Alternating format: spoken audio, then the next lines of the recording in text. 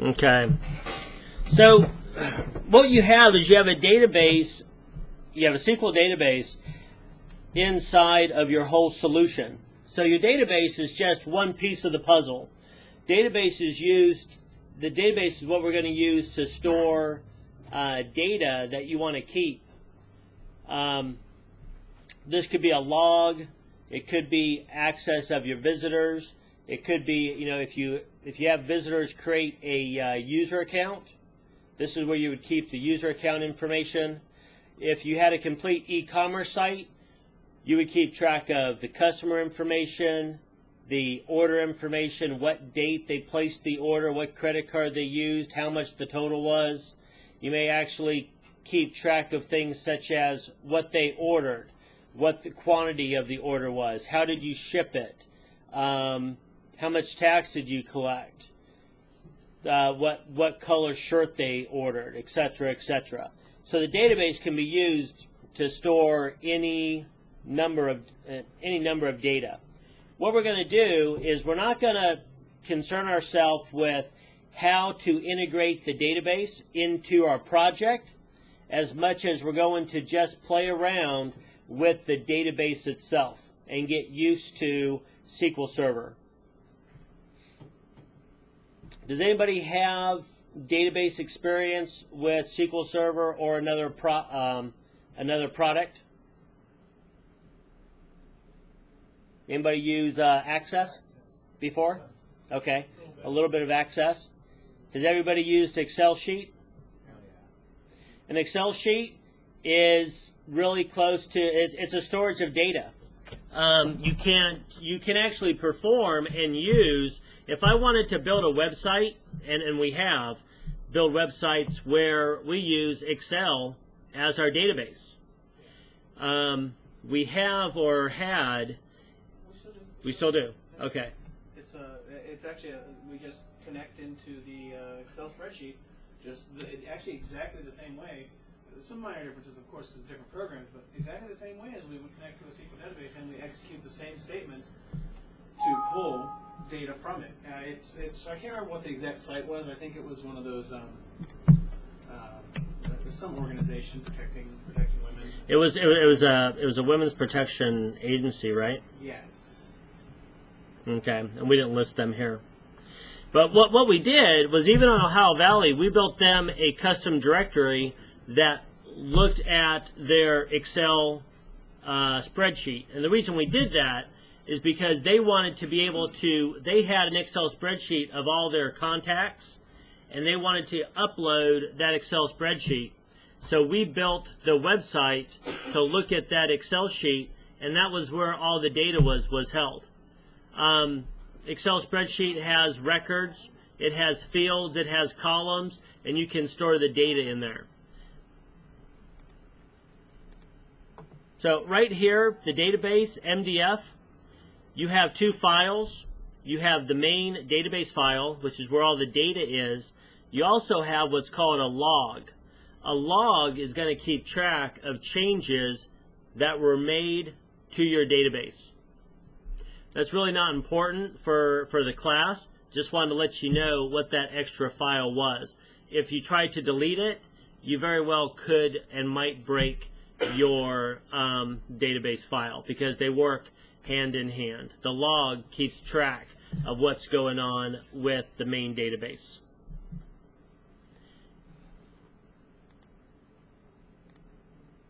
I'm going to bring Solutions Explorer out of the way.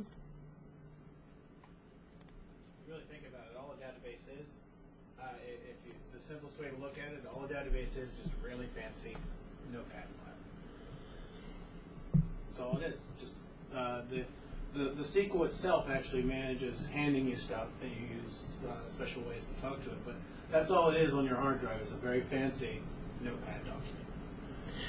One big document. Well, it's not one big document. It's many, many, many different documents. No, it is one big document. The MDF is just one file. Right.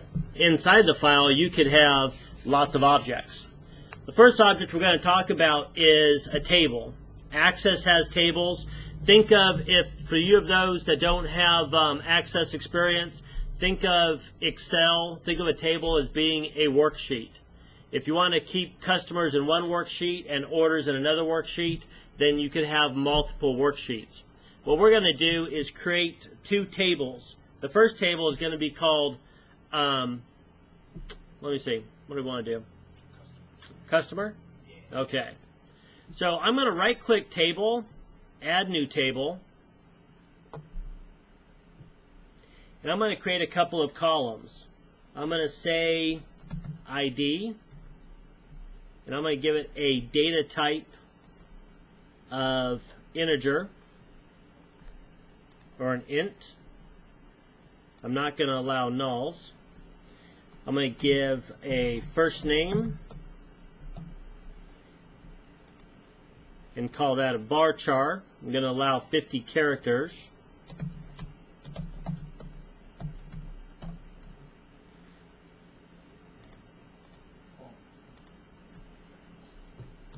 And I'm going to give it a password. Now my password, I'm going to allow a maximum of 20 characters for the password.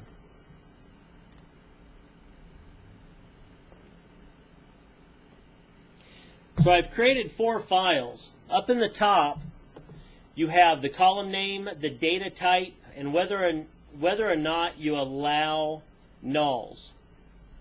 Now, a null is not necessarily a blank. A null is an unknown value.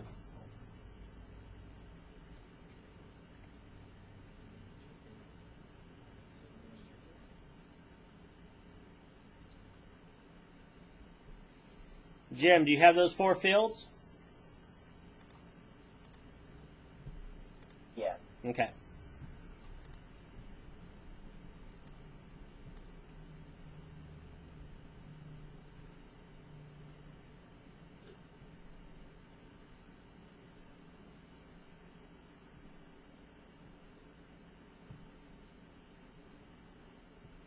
Does the allow nulls control what the website does when a user is entering this information? It controls the way you have to handle things. If you try to create a customer without a password and you have allow nulls is not checked, then the database could throw an error and tell you that the field password has to have a value. But that value could be simply a double quote, an empty set. It could be blank, but it's making you say that it's blank. It's making you put some value in there. Bob, do you have those? Yes. Those 4? Okay. One of the things I'm going to introduce you to, so we have the column name, which can be any name that we want. Try and avoid specialized characters. You can use them, but it's better if we don't at this point. Data types. I can tell you that there's, integer is any floating point, whole numbers greater than and equal to 0. You can't put a negative number in an integer. You can't put a decimal point. What's that? It's not a floating point. Money, I believe you can put decimals up to 4 places. And money can also handle both positive and negative values. The end character or the end char, we're not going to really use it.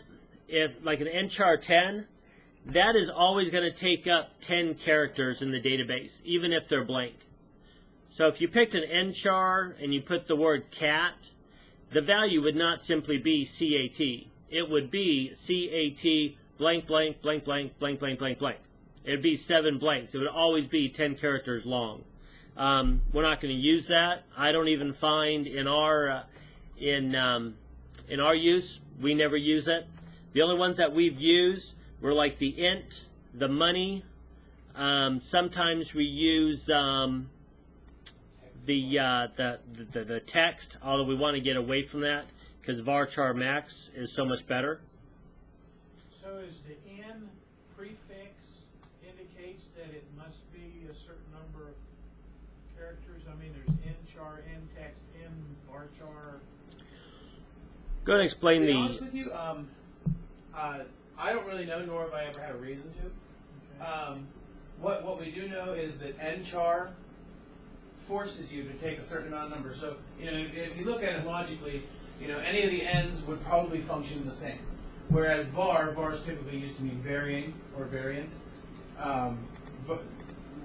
And we use that all the time. And we know that lets the piece of data take up exactly the amount of space that it needs to take up in the database. I believe the difference between varchar and nvarchar is varchar allows you to use up to 256 types of characters, which includes like some squiggly lines and some smiley faces, and nvarchar does not. Nvarchar is a more limited set. It limits you to 128 characters.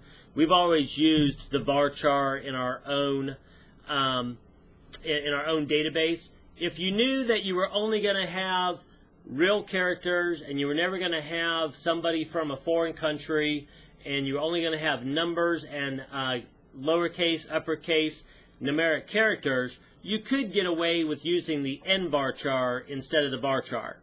It may save you a little bit of database space, because the nvarchar, I think, is going to take up 4 bits of database space, where the varchar is going to take up 8 bits per character, as far as the size of that file as you move forward. Personally, I've never used nvarchar. I've always used the full varchar. Now, the number after it, like this 50, that is the max length of the character that can go into there. And varchar means a variable character, a variable length character field. If it was just a char or char, that is a set length character field. So a char 10 is always 10 characters. An nchar 10 is 10 characters, but it's limited to, ABC, uppercase, lowercase, 0 through 9, and your basic symbols such as your $sign and your @ symbol and your punctuation. What's that? Pretty much what you can produce on your keyboard. Your keyboard is normally called like a 128 character set. 50 means that you can't go over 50 characters. If you try to push more than 50 characters, one of two things are going to happen based upon parameters that are set up. It's either going to truncate it or it's going to throw an error. So for the first name and the last name, we are allowing up to 50 characters. And for the password, we are allowing up to 20 characters. Since we don't allow nulls, we are allowing at this time blanks. But we have to pass in a blank. We're not allowed to just keep an unknown value. Databases like SQL Server, they make a distinction between what is a blank and what is a null. A null is a true unknown value. A blank is a known value. A blank means this value does not exist. It is blank. Where a null is simply stating we haven't collected data yet. Maybe there's data, maybe there's not. We just don't know, so we're keeping it as a null value. I'm going to set password. I'm going to allow null on the password. Now down below we have what's called column properties. If we click on the ID, down below it will show us that the ID is the name, allow nulls is the no, the data type is an int, and you can have things such as default value.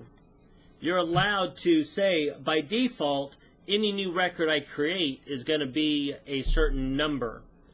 But we want every customer in our database to have a auto-generated, auto-incrementing number. And you can do that in your column properties.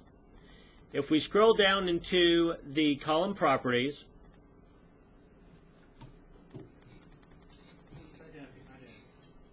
you will see identity specification, currently set to no.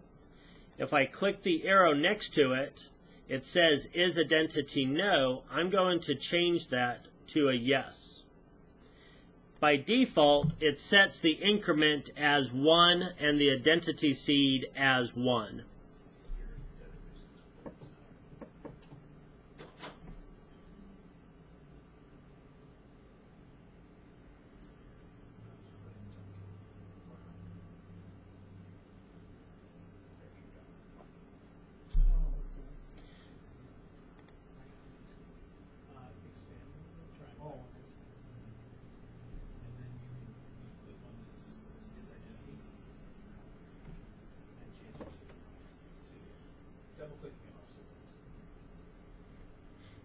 Now, if I wanted to start my first customer at 1001, I could change my identity seed to 1001. If I wanted every customer to jump ahead by 5, I could change the identity increment to a 5. Therefore, I would have 1001, 1006, 1011, and so on. To keep it simple, we're just going to leave it 1 and 1. It's going to start at 1 and go up by 1 each time. So could you put alphabetical characters in there to like identify them if you want them to say to be AES 1? Not inside, no, not for an integer. You can't store that into an integer, and you cannot make a varchar field a identity specification. If you wanted to do that, you would create the ID as a varchar, and then in code you would build that string of characters dynamically yourself, and probably check against the database to see if that already exists before you create another one.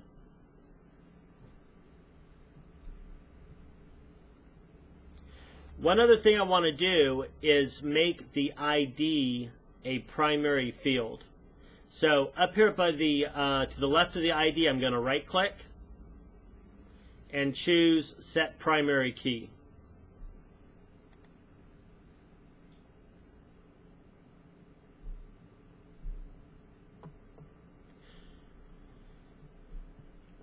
What I also want to do at this time is insert a column above the password. So I'm going to right click, and it gives me a couple of choices: insert column, delete column, create index, etc. I'm going to click insert column. It's going to move my password column down,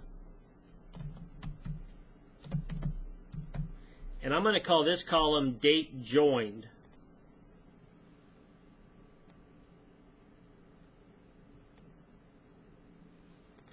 And I'm going to select date as my date type. Now, date type is fairly new in SQL. I think it's 2008. And I say new, 2008 was several years ago, but a lot of development communities, when you have a database like 2005, just because 2008 comes out doesn't mean you automatically jump on the newest and latest and greatest Microsoft product. We didn't roll our software to 2008 until probably last year, 2010. We stayed. That took us a couple of weeks to get done to make sure we weren't going to lose anything. Because things change from one database version to another. So you have thousands of pages of code that is written for a particular database. When you move to a new version of that database, if Microsoft decides that it's going to get rid of something or do something a little bit different, some of your code may break. So there's a big, what we did internally was we changed to 2008 for our development team. So we were coding and using the 2008 database internally so that we could slowly find where our code had bugs. And we did that maybe a year and a half before ever releasing our 2008 server to our live customers. One of the things that 2008 offered was the date field, which simply stores the date. Until then, date time was what you had to use, and date time would always have a time. So if you only wanted to store the date as today, it always added 12, or it always added 00:00:00 to denounce the midnight of this morning. But for this purpose, we're not going to do a date time. We're just going to do a date as far as the date joined.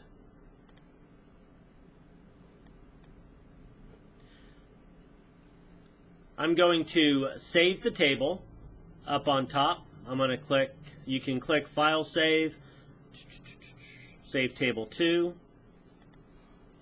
And that is when it's going to prompt you for a table name. I'm going to change that table name to Customer.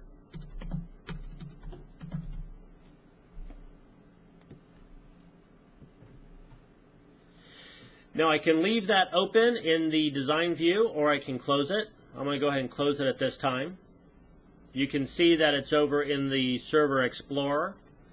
If I expand it, it's going to show my columns.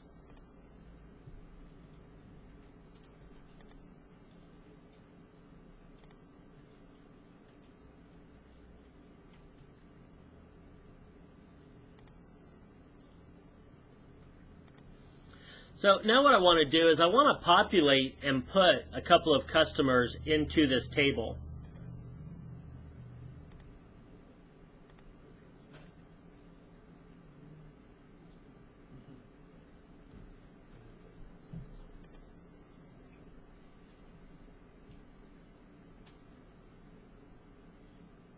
So, what's that? Oh, I'm right-clicking on the customer, seeing the different things that I have. I can create a query to put a customer in. I can open the table definition, which is just going to give us back the columns that we were working with. I can show the table data, and that's what I want to do next. Is I want to click on Show Table Data.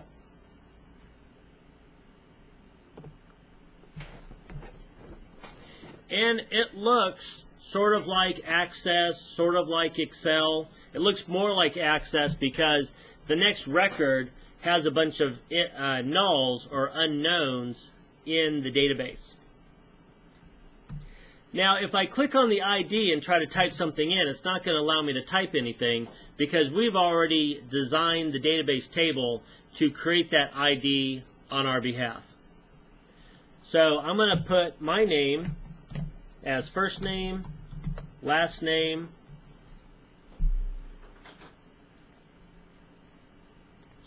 I'm going to put Sam's name. So go ahead and put a couple of names, and I'm kind of curious that it's allowing me to leave, well, my date joined and my password. Let me look back at my table definition. I did say that the date joined and password could be null. So it's allowing those to remain null. If I type in a first name, such as Mark, and then I try to go to the next record, it's going to throw an error. No row was updated. The data in row 3 was not committed. Cannot insert the value null into column last name. This is the same type of error that you will get in your code when you learn how to populate records and populate records from your website, and you try to insert just a first name, your application will blow up and it will create an error, and you'll get that nice page that says, you know, the page blew up, there's an error, and this is kind of the error that you're going to get. That last name has to have a value.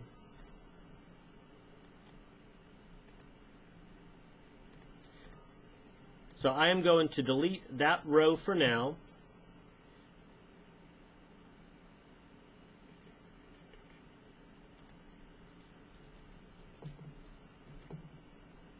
If I go back up to the top, I have a toolbar that allows me to do a couple of things. The exclamation point is running and executing a SQL statement. And then what that's going to do is going to update my table. If I want to see that SQL, I can click the SQL button over towards the left. It's the third on my screen. It's the third button from the left. And this is one of many SQL statements that you'll learn. This says select star from customer.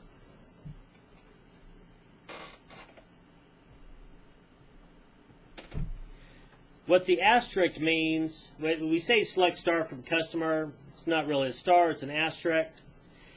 What the star or asterisk means is we want every field in that table. So please go out to the table and give us every field. You can also see what our IDs are. Our IDs are ID number 1 and ID number 2, and those were created automatically.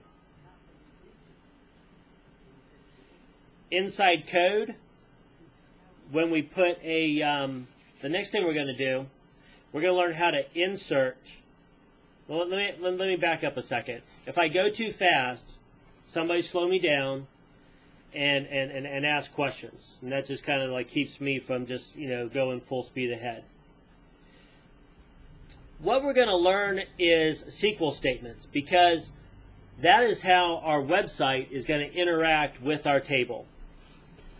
The three statements that we're going to use is the select, the insert, and the update. A fourth one that we can use is also the delete, if you want to delete a record. So those are the four that we're going to learn today. The select, the insert, the update, and the delete. Does anybody have any questions on the select statement so far, or anything that we've gone over? Instead of select star, I'm going to say select first name, comma, last name. And in order to run that select statement, I'm going to click the red exclamation point.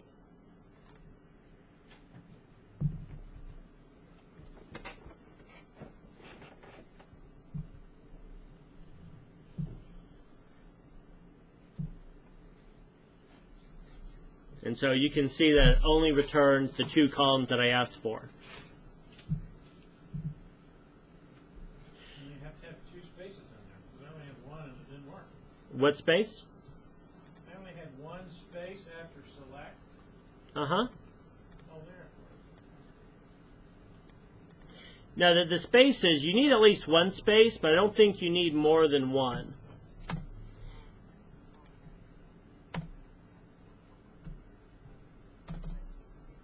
Separate the fields with a comma, right? You need to separate the fields with a comma. First name, last name. So if we want to do a comma password, we can do that.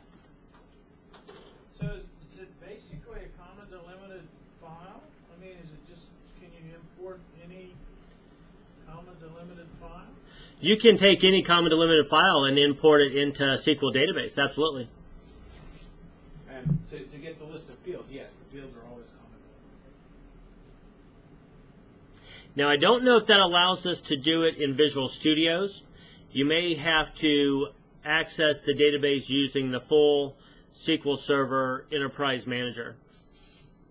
Now, you can download and install SQL Server Express and access, open up SQL Server Express, access this database, and then you're working with inside SQL Server tools, not Visual Studio tools.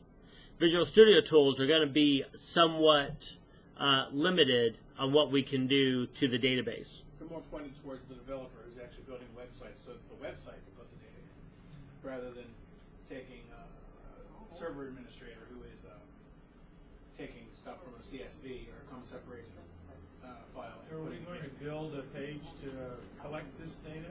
Well, we're going to build, yeah, that's what Sam's going to be teaching, is a page like a form to where somebody can come to your website, they can sign up, you can save them into a database, then they can log in and get to parts of your site that other people can't get to.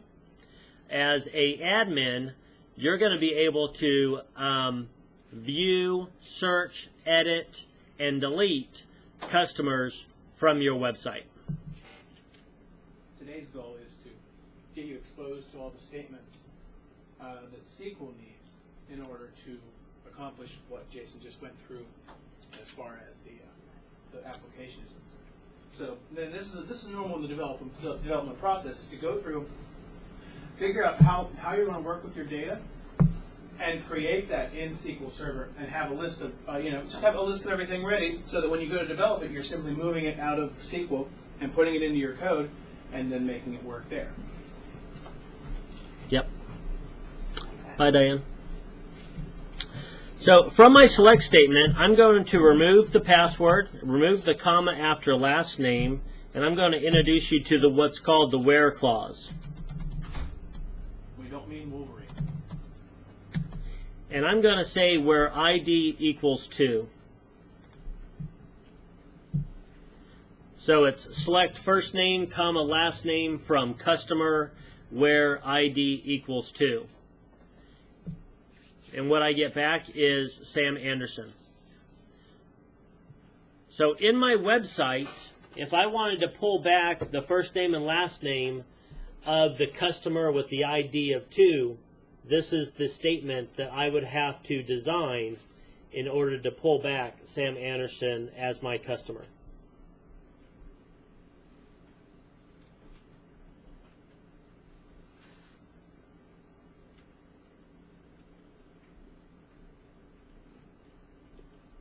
Was everybody able to reproduce that? Okay. Yeah, can you use where ID is greater than 2? You sure can. Yes, you can. I can say where ID is greater and equal to 1.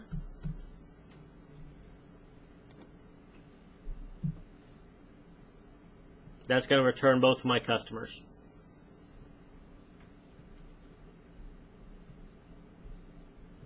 So greater than or equal to uses both.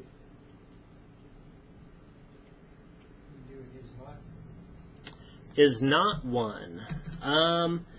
What I would do is where ID greater than, less than 1. I think is space not works as well. Is not work? Okay. I know the not equal to 1, the greater than, less than together, does work.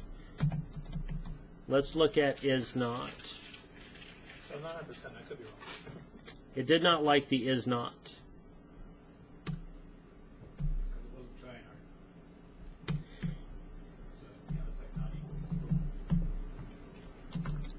I wonder if it allows you to use the not operator.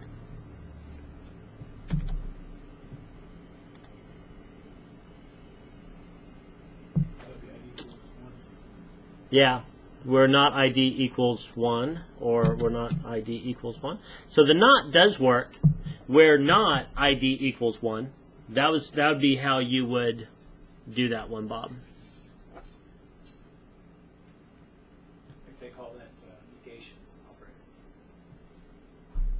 You can also do between, where ID between 1 and 5.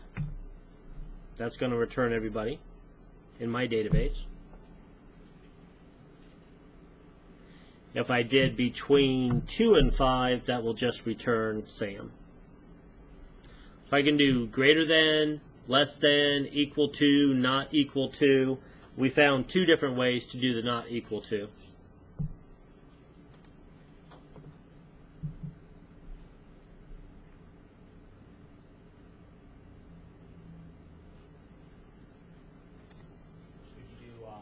Less and less than and greater than, like 2 statements in the sentence? Yes, you can. You can do where ID equals 1 or ID greater than or equal to 2. You can do something like that.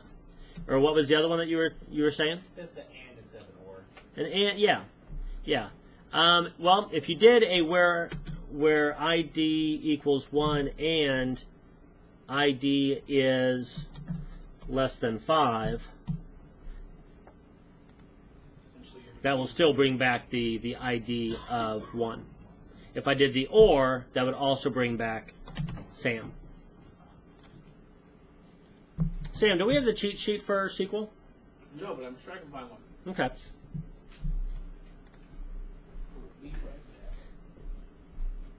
You can also do an in statement where ID in 1, 2, 3, 4, and that will bring back any that match. So you pass in an array of numbers, a comma-separated array of numbers inside an in statement.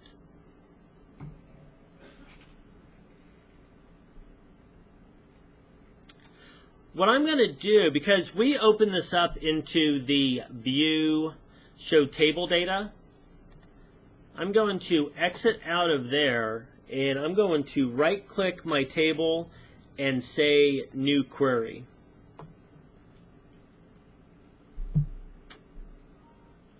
Well, hold on a second. I don't want to do that yet.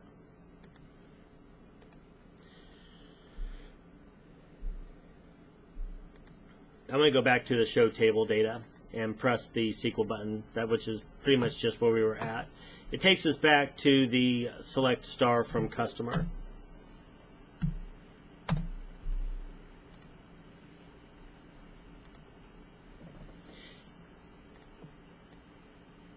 Now, one of the tricks that I just did, when I had a select star and I clicked down into the data body, it actually gave me all of my fields. Select ID, first name, last name, date joined, and password. How did you do that again? I just clicked in one place in here, and then I went down and clicked down in the bottom where my data set was. And it expanded that out. Did you get yours to do that? No.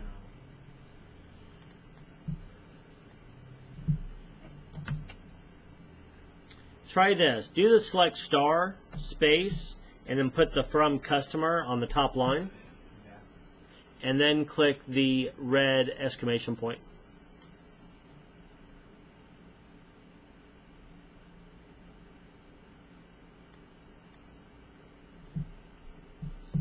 Okay, that did it. That worked?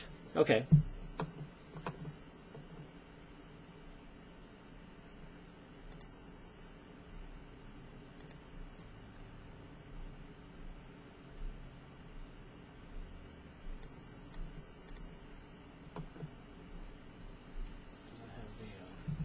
The different searches. It does have the data types.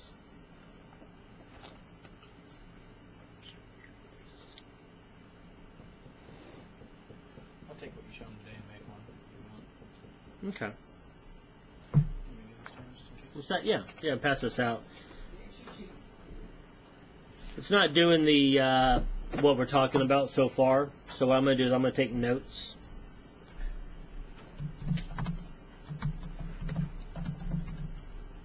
What about wildcards? What's that? Like, can you put like a wildcard, like the asterisk? You can on the integers, but you can on the varchars. We'll go over we'll look at some of the string where statements here in a minute. Let's see. Where not equals 1. Where not ID equals 1. ID equals 1. ID is less than 5. ID and 1, 2, 3, 4, 5. Okay, so It gives you just kind of an outline of like data types, various functions that you would sometimes use in SQL. okay. So let's go back. Does everybody have the select, the ID, first name, last name, date join, password? Okay. So another where statement, we can say where password is null. Now that's a little bit different than equals null. Null can never equal anything because null is an unknown. That is a concept that takes a while of getting used to. If I say password equals null, I don't get anything in return. But if I say password is null, then it does return both Sam and I because our passwords are null. Funny thing in JavaScript actually is null does not equal null. I didn't get, I did where password is null. I didn't put equals null. I only got one, all I got was the null record. Right. That means it returned nothing. If you got a record of nothing but nulls, then you got nothing. You got null back from your search. But Mark should have gotten any customers with the password of null. Right. Well, once I changed equals to is. Right. Yeah.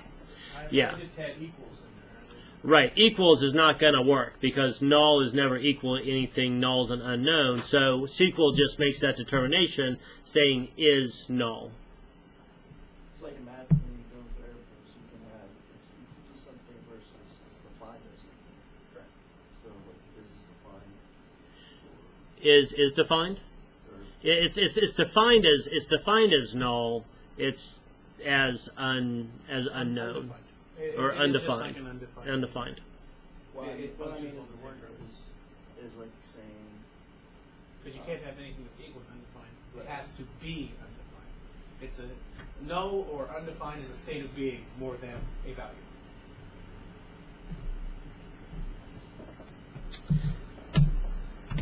Okay, so for wildcards, let's say something like where first name equals Jason.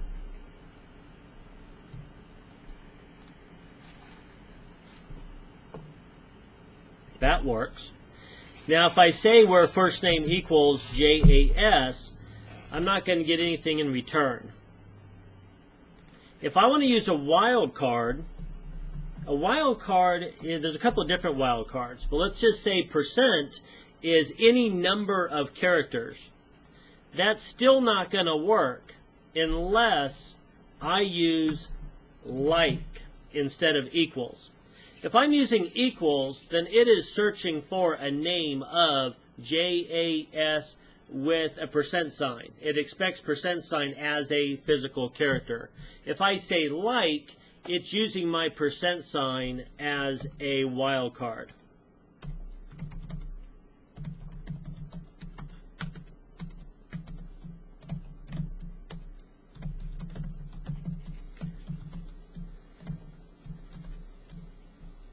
And I believe the wildcards, so JSON with a % sign is any number of characters, where JSON with a underscore is one character, but only one possible character.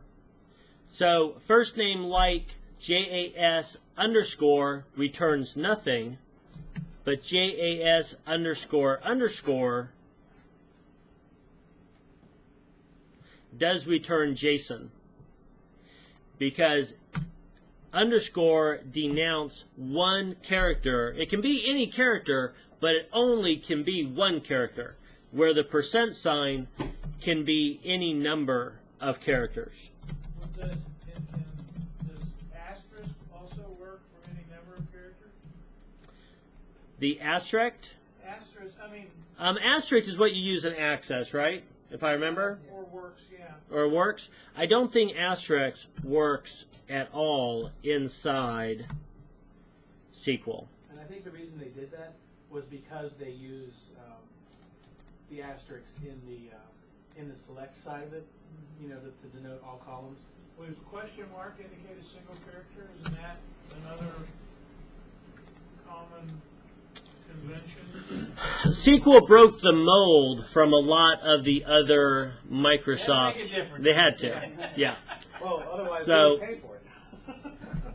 Yeah, there's a lot of money for converting database code from Access into SQL. It's not a direct correlation one-to-one. Programming is a self-perpetuating career. Microsoft tries not to put us out of business if they can help it. Only by creating new project or products. Or breaking old. Now, if you wanted to put, let me see.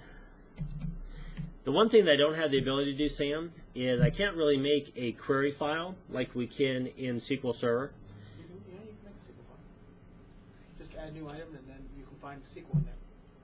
I think you can, or just create a text file and save it as SQL. But I can't run it and use it inside the SQL. Can I? Yeah, you can open it up in Visual Studio. I'm pretty sure you Let me can. try that. So I go to the database. See, if I do a new query, it tries to do a view automatically. Yeah, and the little query designer deal. A little query designer. You can save that as either a view, or you can, in your project itself, just create a text file and name it .SQL. And I think it actually will try and use it. I've never tried solutions for it. I'm trying some. You don't have to follow me so far. I'm just trying. Just do text file, or scroll down. Maybe even a well Scroll down. Maybe there's one down there. sequence diagram. Yeah, just So do text file and change to .SQL. what about a report? No, probably not. Click on it.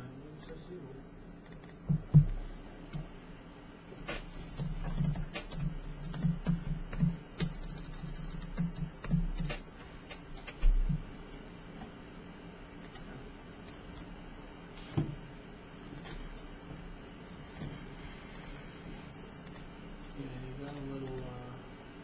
Oh, I do have a new query. Okay. I think you can change that to just type in local. There it is. That's what I was looking for. Yeah. Okay. So, close out of your table. Well, it took it away from it, didn't it? Go to right-click in your toolbar.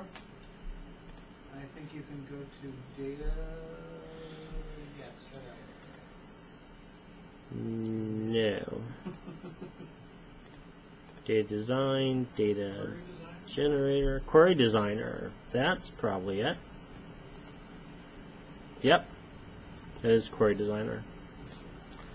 Okay. What I may have to do is show my Solutions Explorer first.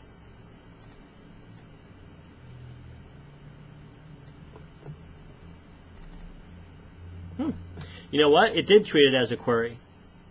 It did. So what I'd like everybody to do is inside your Solutions Explorer, right-click on your app data, add new item, click text file, and call it testing.sql.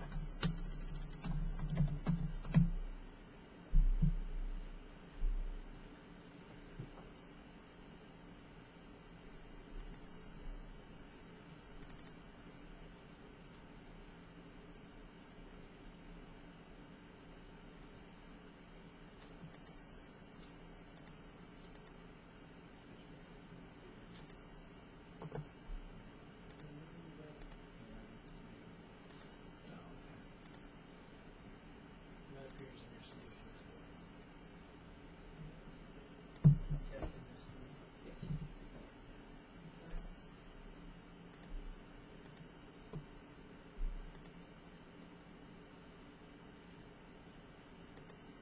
Let me give them the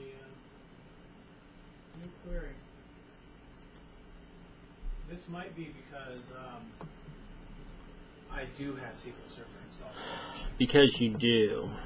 Okay. I could see that being the reason, because I don't see it. Do you guys have a new query window? No. We don't Okay. install it. Okay, We can that's just fine. use the View Designer. We can use the View Designer. Let's take a break, and then we'll get into, well, before we take a break, looking at these different where statements.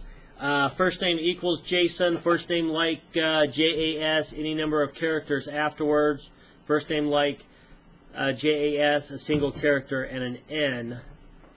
Does anybody else have a question? You could do where first name greater than J, or let's say greater than K. That would return Sam. That would not return. That would return any name beginning with K, A.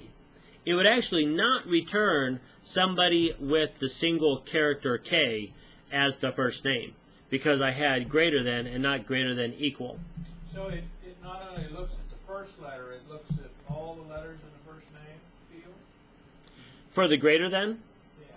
Well, if it equals K, then it can't also be greater than K.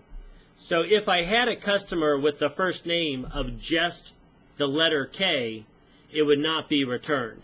Using greater than, like for a string, imagine our database was actually a list of every name in existence.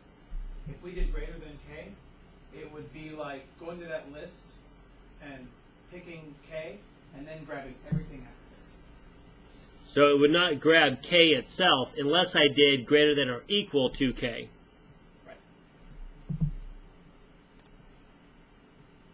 What's something else we can do with a string? Like LEN? Where first name, like. No, where for LEN first name greater than, you need to check the length. Oh, Just use an aggregation. okay. Where the length of first name Yeah. equals 3? Yeah. That would return Sam. LEN is a length function. So SQL, and I'll email this out after class too. SQL has a bunch of built-in functions, just like any other programming language. So LEN grabs the length of the first name. Another way we can use the length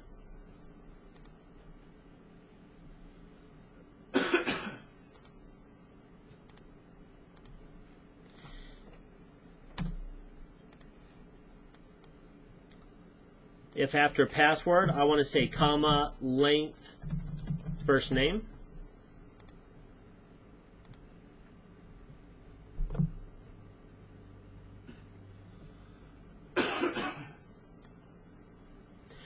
it then has a 5 for me and a 3 for Sam.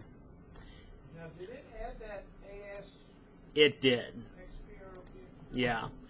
as The- expression? As expression 1. Because I didn't give it a name, it decided it needed a name, so it did it automatically.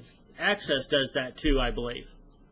But I could call that anything that I want. I can say FN length for first name length.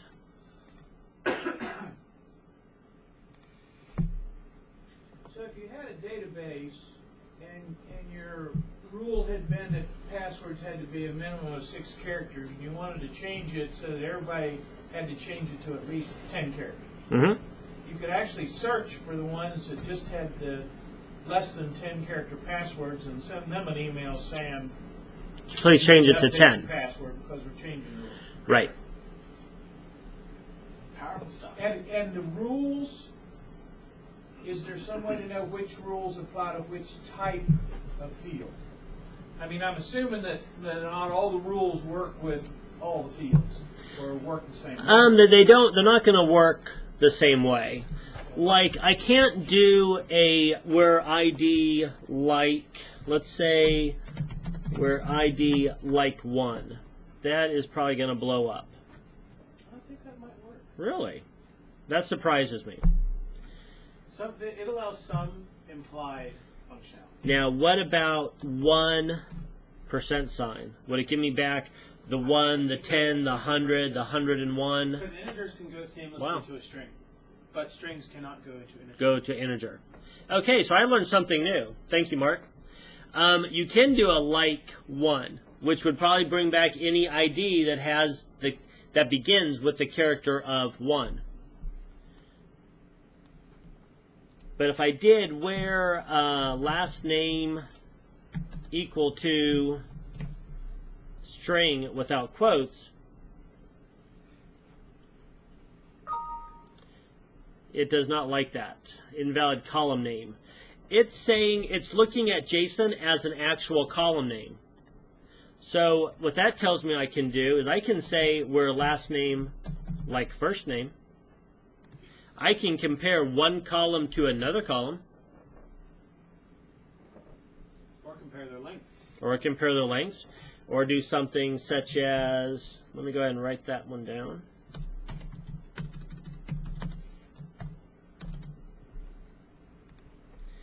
Or let's say length of first name plus length of last name is greater than 10.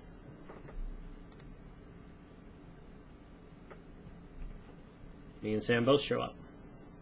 But if anybody had two shorter names, it would not show up. Joe Blow would not show up. That is correct, Sam. You don't have anything in the... John Doe. John Doe would not show up either. Let's make sure that's true. Let me go and put a John Doe. What were you saying, Chuck? No, he doesn't have anything in date joined yet, but if you have dates in there, how would you search for, like, join prior to a certain date? We're going to do that after we do the let's do that after the update statement. So I do have a John Doe in there now, and John Doe, once I refreshed and execute, John Doe does not show up.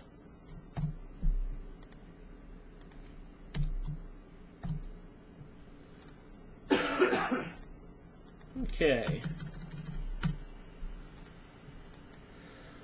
All right, let's take a break.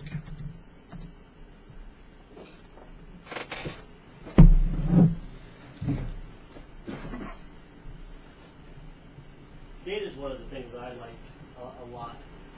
Keeps the data like when customers give me some really heavy SQL, reporting, and I want all the orders from last week, but only the ones that took us 5 days to install, and only if the job type came from a client called Smart Circle.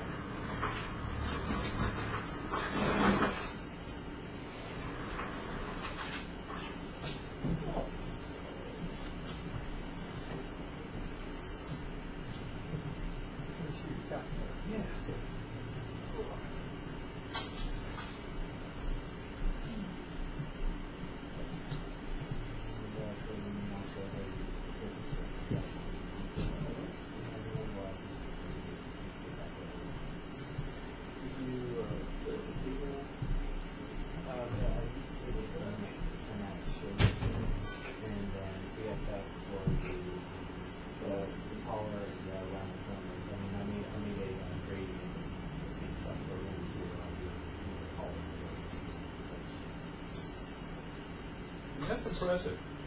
How much time? Maybe 5 hours total. I spent 5 hours on that error message. Yeah, it took a while to find where to put it and put the image so we would find any what script. So let me see the code for it. yeah, I want to see this.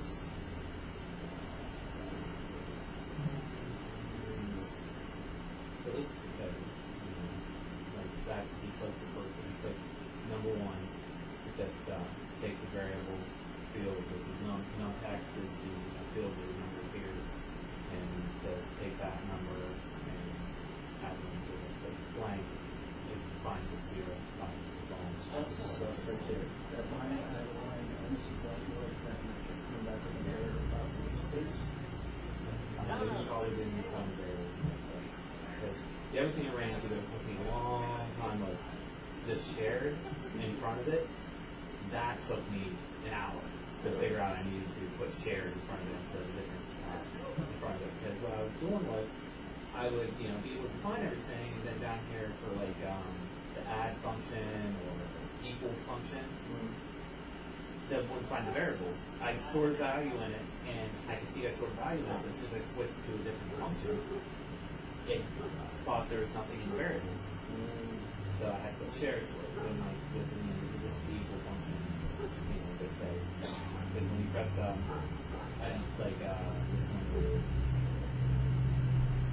this is addition. So we do that on variable one, saying I want addition, and we press equal, looks for that. That's exact. This is like the same. That's what actually goes to CSS. So good, that's the job. Yeah, it is exactly like Thanks for all the time with my stuff. You're welcome. Like I said, actually, do something really frustrating. Yeah, You're so simple. And I didn't catch on to it the first time when you said it didn't work. It's like, it works for me. And then I guess the second time, or the third time, I saw that it was still in line with the index. Because I had split into that block. Because I did the exit stuff as well. What that does, it jumps out so it doesn't try to run the rest. If it tries to run the rest, it's kind of blow up. I fooled around and added a couple more functions. I added a square and a square root function. And I didn't have time. I was going to fool around with that next one.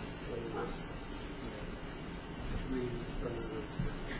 I figured you'd have to have the roots where you times the number, the exponent amount of times. Yes, you probably wanted. Well, no, He does make a function for a carrot. the carrot.net understands the carrot. Yeah, I'm pretty sure it would. I mean, JavaScript does. I can figure I'm pretty sure VB does too. It's one click to get a sheet bottom on. Or you could do it in a loop and declare a total and then just do it so many times. Where they're like $3 a piece at Walmart. Yeah, the fun part for me was finding the code I need for the CSS that shape the buttons. Yeah, because I went to like 5 different sites and had like a dozen different ways to do it. Only found one of them that worked right. you zip that up so we can send that up to them? Oh, just a single file? Well, it was front and back end. Front and back end? Yeah, if I can find where they're at on my hard drive again. If you, I'll show you a trick. Okay. Scroll up here. They're right there. I'll scroll up here. You started packing yet? Getting anxious? What I'm getting anxious about is being able to follow this. Here, text question. Right click on You the know, files. when I get home and then trying to figure it out, it's just like, duh. I feel so dumb. When I'm here, you know, I can follow along with what's going on, but I don't know how easy that's going to be able to do from short. Yeah, that's going to be difficult. Where I know what I want to have, Solution Explorer is closed 2 weeks ago. It took me probably 40 minutes to find Oh, here you go. how to get it back, take it back, and open it. Yeah. But sticking with it is the key. The hours that it's. Think about it like a playing a Well, I guitar. found a lot of other things while I was looking for. Mhm. You do. When you're trying to find the answer to something, you may learn 5 different things you don't even know that existed before you find the one that you do, and that accelerates your learning.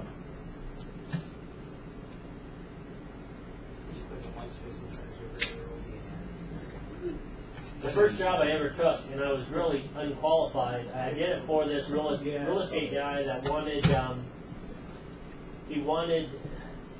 calculators on his website, loan calculators. You know, you put in like, I'm going to borrow $10,000 over the term of so much for interest. What's my payment going to be?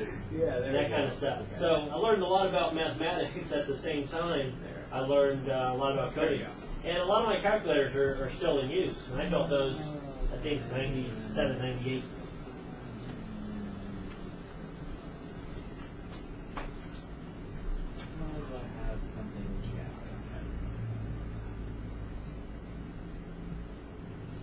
We actually use linear algebra for calculating distances in our software. Yeah. We use a cosine function to find the distance between 2 points on a sphere to tell a person that they are this far from this city or this job that they're working. They're going to go work on. We do it off of latitude, longitude, coordinates. Like part of our software, if you have 5 technicians and they all have 5 jobs all over the state, and then you have this new customer that needs an installation appointment, you want to know on which days you have somebody close to their house. So, Mark, you may be close to their house on Tuesday, but Bob, you may be closer to them on Wednesday. So we show that on the calendar to show who has availability plus how many mileage different people represent. So when we're talking to the customer, we can kind of steer them into, well, guess what? I have Bob available on Wednesday. He's in your neighborhood. And then if the customer's like, oh, no, Wednesday's no good. Well, I could send Mark out there Tuesday. He's not exactly in your neighborhood, but he's still, closer to somebody else. But that's all direct as the crow flies? That is direct as the crow flies. Yes. It doesn't necessarily. That's true. West Virginia, you're right. In most places it doesn't necessarily apply. Yeah. Well, But it certainly applies in, as far as orders, as far as appointments, it applies to 97% of the appointments for our customers using our software. Yeah, well, Because once we do that, then we can do real distances and we can do real mapping of Google. But when you're looking at technicians with all the appointments across the next 2 weeks, to do every calculation through the mapping system would actually take too long.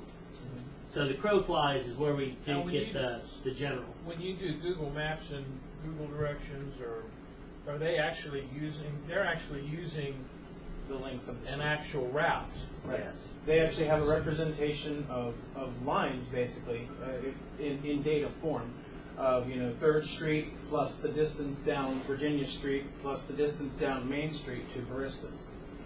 And it adds all those up to get you a vector that represents your whole distance. there's huge algorithms in doing that. Some of which I'm studying in this AI class I'm taking online. It's pretty cool how it does it. It sort of starts at the center of wherever you're supposed to go and kind of eliminates things by the cheapest cost first until it finds your final route after checking all the different paths in the web. Pretty nifty little way how they do it.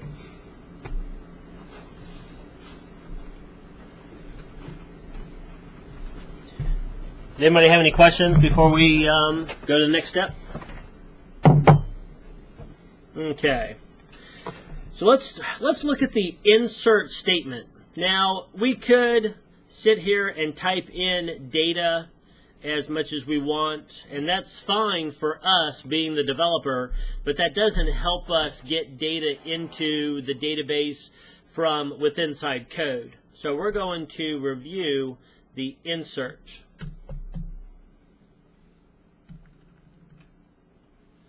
I'll go ahead and start from scratch. So I'm going to say insert into customer, and then in parentheses, first name, comma, last name, values, and then in parentheses again,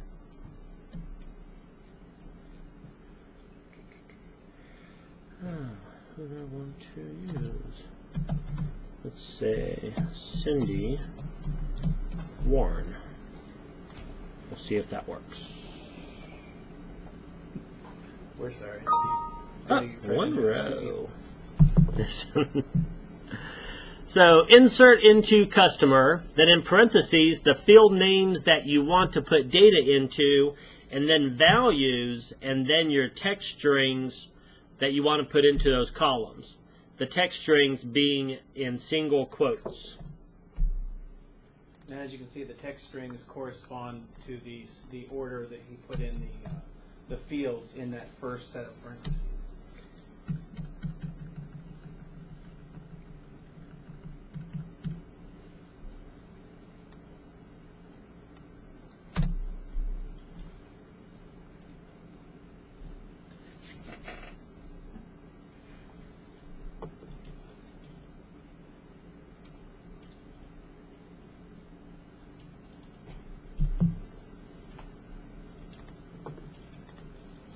And to make sure that took, I'm then going to do a select star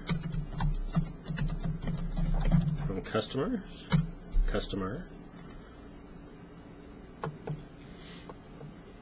and there she is.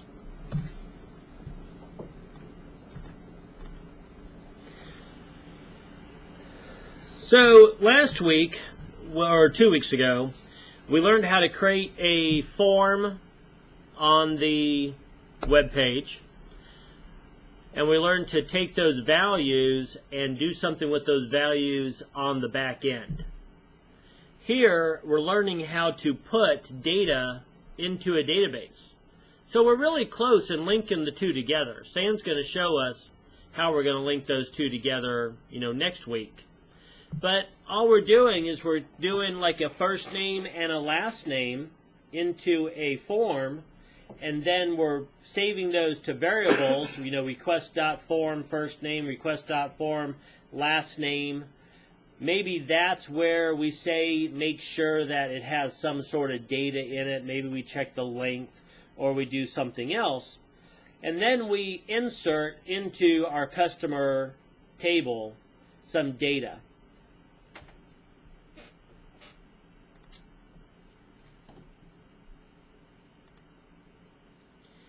Now I'm going to go one more step into the insert customer, and I'm going to put after last name, comma, date joined, and then inside here I'm going to say get date. And get date is a SQL built-in function.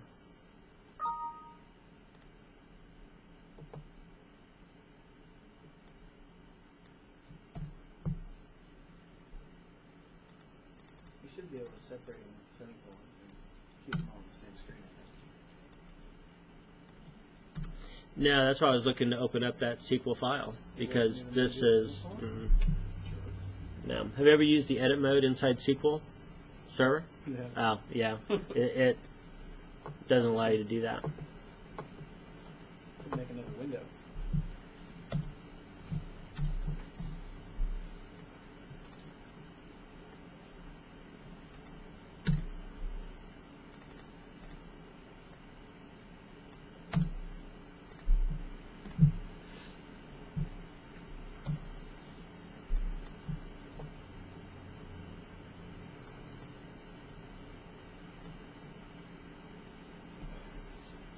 Hey, Jeremy, you still with us?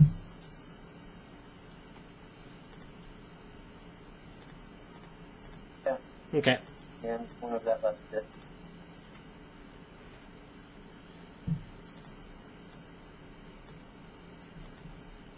Now, what would happen if you ran that insert statement again? I can put double entries because the ID is, I never told my database that the first name and last name have to be unique. So I can continuously put more and more customers in with the same statement.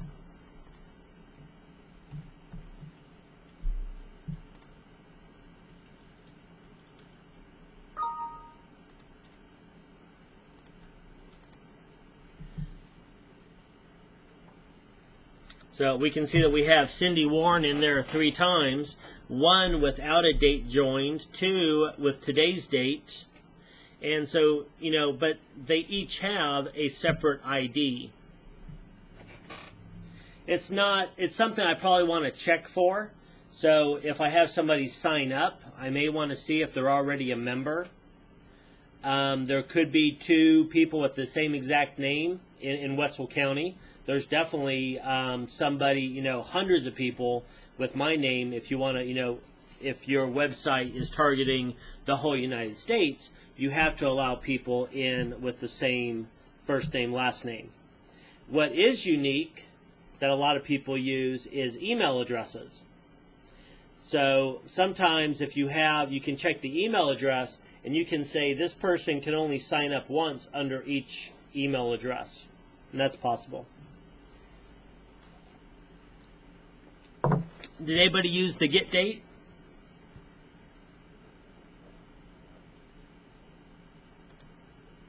Bob, did you get that last one? No, I closed something. Okay. I did too. I'm missing something. The date, how did it know to populate the date during the date specific? I mean, did it just look for the type? Or How did it know to do the which one? just actually put the date right there and the date joined? Show me your insert statement. Well, I did everything you did. I was just Okay. trying Well, to- because it's the third one in our list. So okay. we have 3 columns and we have 3 values. If I left out the comma date joined, that would have thrown an error. Because you have to have the same amount of columns as you have values. So if I would remove one of these value sets or remove one of these columns, then I would throw an error. Yeah, I was missing something else. Remember that it's obvious, but I just No, it's okay. So if you were to Close, do I have to have the table or over? an extra value, I think he's using And it would break. So let me go ahead and try that. So let's just say comma password. Jason, how did you get to that window? Or did you just go and put new query? Which one? The editor window you're using. Oh, I right click customer and show table data. Oh, okay. There you go.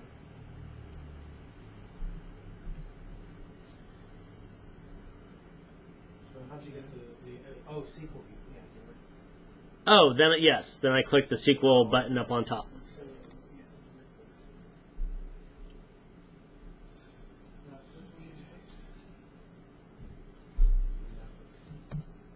yeah, sometimes our data it pays attention to what window you're currently pointing at.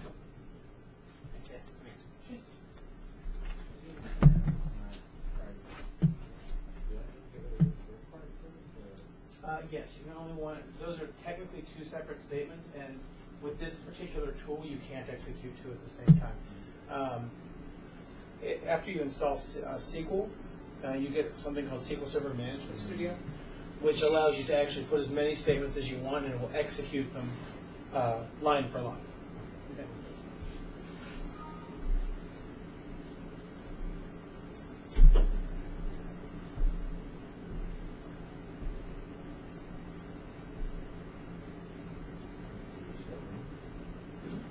I think it worked. Oh, an insert will not pull back your data. You actually have to click undo and get your select back.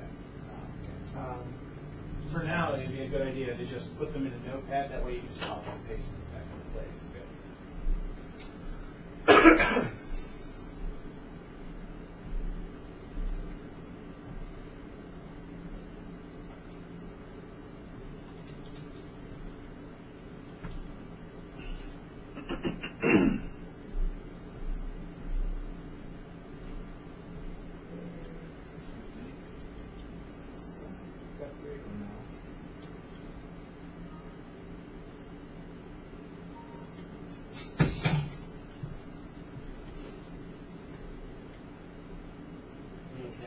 So you have to put some columns in the first set of parentheses and some values in the second set of parentheses.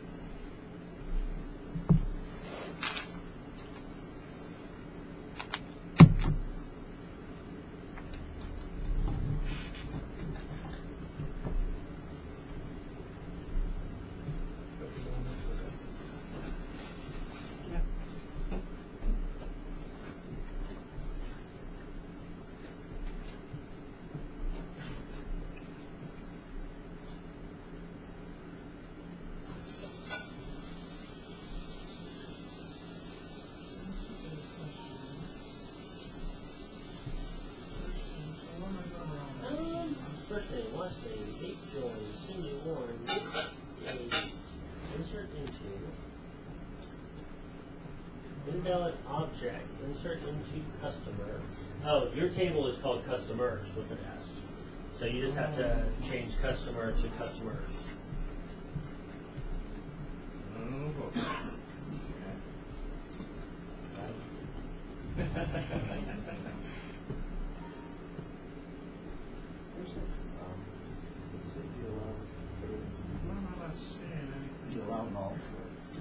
Well, you inserted one in, but now in order to see it, you have to go back to your select statement.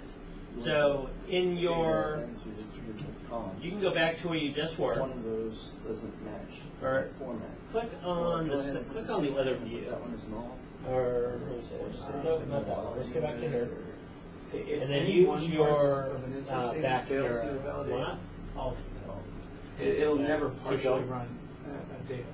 Keep going. Right there. Go ahead and run that. Now, if you allow nulls on everything, then you could, in theory, just do insert into customer and run it, right? And that would work. If you allowed nulls on every field, insert into customer would function. You get a null ID record, or an ID, a record with an ID. I don't with know null if you. ID. I don't know if you could. I don't know. I don't know if it will allow you to do an insert without any values, without any columns. Perhaps if you just put in columns, like if you just had insert into customer first name, last name, maybe. Without any values. I don't know. My money would be that it would not put in a blank row. Now, if our ID was not a auto-incrementing number, you don't have, and you were going to fill in all the columns, or at least some of the columns beginning with the first one. you do not have to have that list of column names. So if I got rid of the list of column names, this is only if my ID, if I could, see if I try to insert into an ID, it's going to fail because my ID is auto-incrementing. It's going to say ID is a identity, you cannot insert into identity. But let's say that I took the identity off, I could do an ID comma, then I could do say a 10 comma here. Now I could get rid of that complete line as long as I'm putting data into the first column, second column, third column. I could say insert into customers value 10 comma Cindy comma Warren, and it will put those three values into the first three columns as long as I don't throw any other error. And I could get away from that line, although I don't suggest doing that. One, we wanted the ID to auto-increment, and two, it helps tell what you've done in the past if you have those column names sitting there to look at. When I first started programming, I used to put my auto-incrementing IDs at the end so that when I built my insert statements, I could do a insert into customer, Cindy comma Warren, and it did work, but wasn't good practice.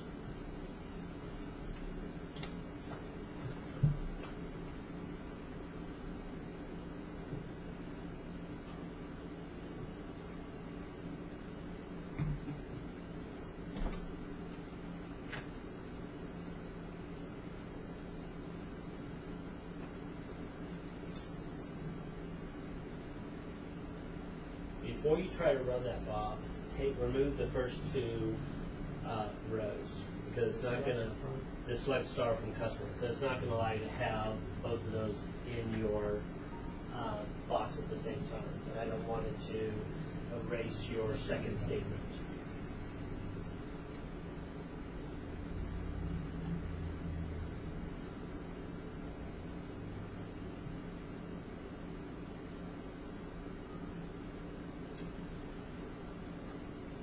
Cindy and Warren are strings, so they're going to need single quotes around them.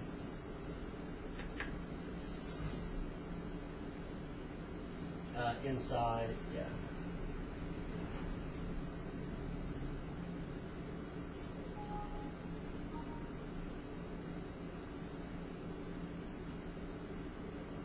And if you leave the space in there, you will have a space in your database.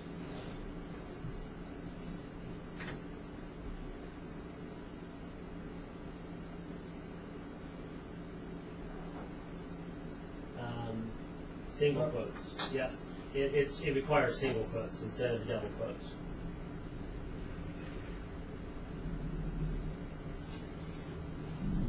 In .NET, you use double quotes. In SQL, you use single quotes.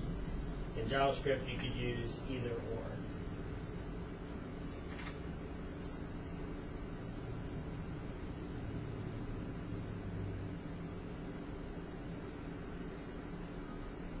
Okay.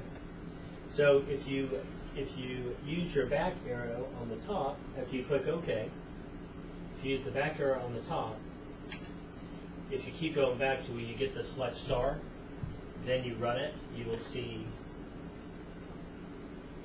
the new record.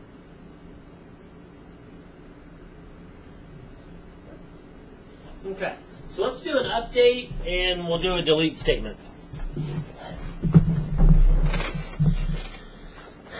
Okay, so I go back to select star. I see all my records. And let's say that I want to give John Doe a date joined and a password. I'm going to say update customer.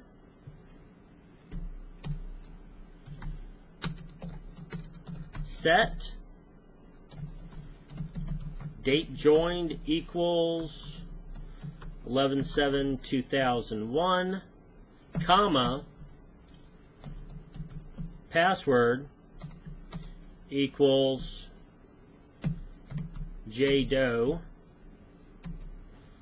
Now, if I didn't do anything else, I would be setting the date joined and the password on every single every single record in my table. So I want to make sure I have a where clause, and I can do any number of where clauses. I can say where ID equals 4, or I could say where first name equals John, or first name equals John, last name equals Doe. I'm going to use the ID, where ID equals 4. So update customer, set date joined equals date, comma, password equals JDoe.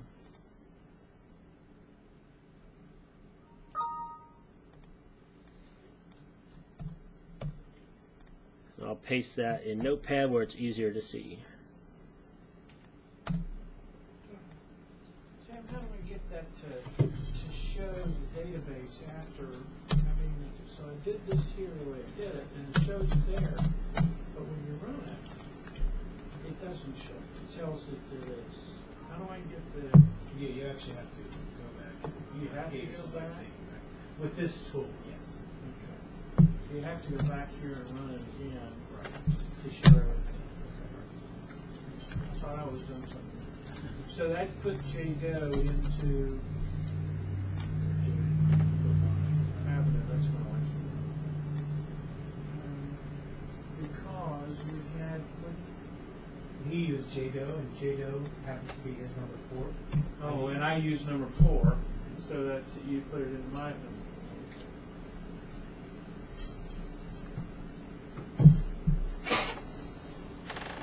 Now, could you also use getDate to set that date? I sure could. If it was today's date, absolutely.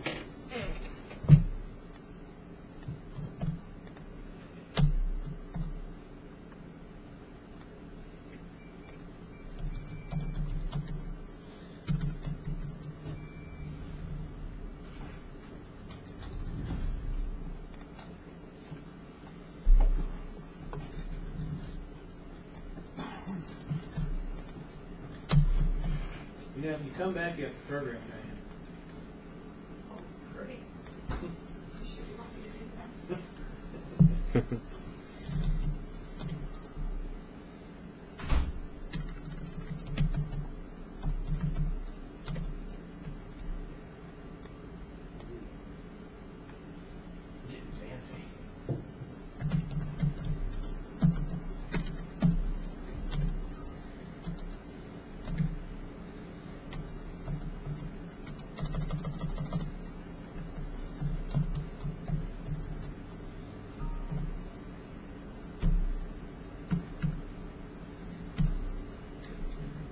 I'm just doing this. I'm going to give this to you, so it's not something I expect you to do here in class.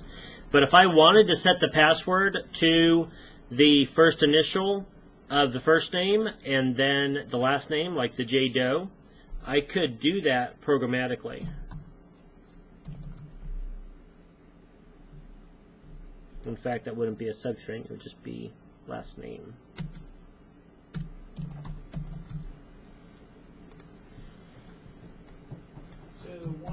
The first name, comma, 1 says the first character? That's, yes. That is the substring. In this case, I use substring, which is a built-in SQL function, saying I want a part of this. So I say substring first name 1, comma 1. The first one is the character in which to start. The second number is the length that I want. Wouldn't the first character be 0? First name, first character would be J for Joe. But wouldn't the first character, the first index be 0? No, it begins with 1 with SQL. Okay. SQL 1 is 1. It's not 1 is 0 like in .NET. Like the indexing. I know, right? It gets me all So the you time. could use the first 4 characters of the first name, the first 4 characters of the last name, right? You could. Substring and substring. If you change the second one to a 4.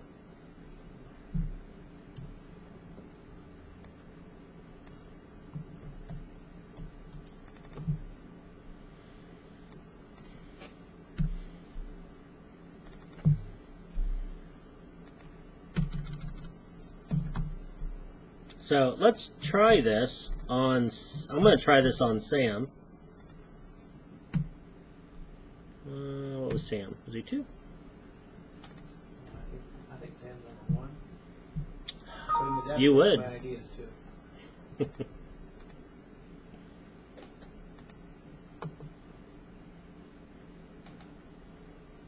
So yep, that did work. Even though his first name was only 3 characters. It's still, yeah. This 1-4 will work. This will work even though it's above and beyond. What won't work is the starting character. If I put the starting character as 4, I believe this is going to throw an error.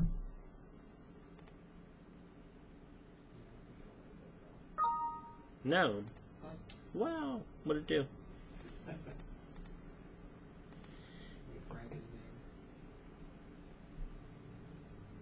Just use the last 4. Interesting. Some cases I've had that I've had certain when I'm searching for indexes and things like that, I've had SQL not like, I've had SQL return, sorry, we could not find the index or the starting position, or this did not exist, that sort of thing. Is that the char at? Okay. So yeah, so in this case, the substring, it did work. It went to the 4th character out and then took 4 characters, which in Sam's case was nothing, then the last 4 of Anderson.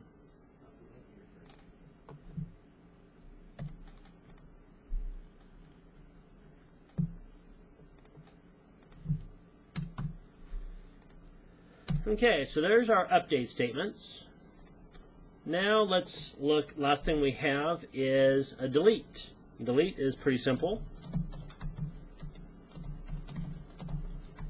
Delete from customer, where ID equals, well, I'm going to do ID in 6, or 5, 6, and that's going to get rid of my duplicate Cindy's.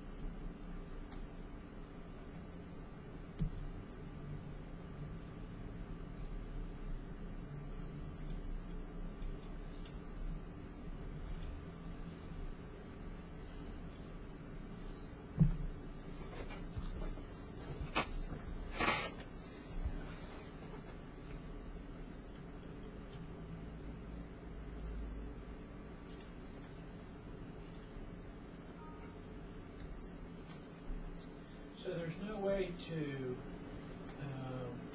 have it continually show the database or all the database, no matter what you type in the top As screen. you're manipulating, but next week when we're working with there, You can't have a split screen that shows. You can't. not individual studio. I Just understand. 6 presently. Okay. Now try this for me. Right click on customers and click show data again. I just tried that. It didn't create a new one. Oh, you could just do new query. I could do new query. Yeah, right click on customer, do new query. And that'll give you a new window that you can just close on that one. And then just change this to select star from customers. And I don't think I have to show everything either. So No, you can actually just click close. You don't even have to. You can type in there and it'll read it.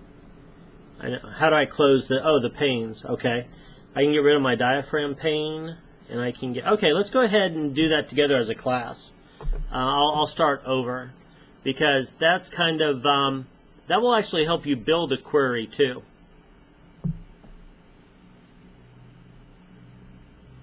If you right-click on Customers, click on New Query, you pick the tables to select, then you click Close.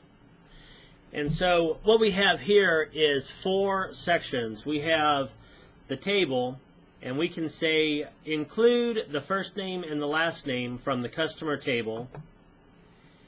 And I could do sorting, ascending, I could do filters, ID equals 2. Did not like that.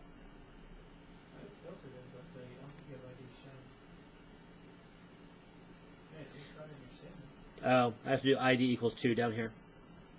Okay. This is really close to Access, building views or queries in Access. Right. So up on top, you say what columns to that you want in your query. Then in your second section, you put things such as sort type and filters. And then what it's doing, it's almost kind of like a wizard to help you build your select statement. And then down below, you have your select statement as well as your results.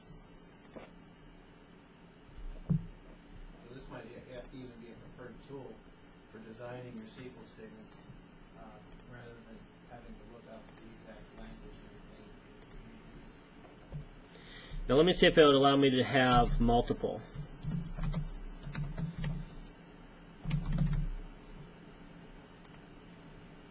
No, it still will only allow me to have one SQL at a time. Well, but you can have multiple query windows, though. Oh, multiple query windows, absolutely. So you could essentially just keep each separate query in a separate window, and keep a collection of all of those in one spot. So like index files. Right.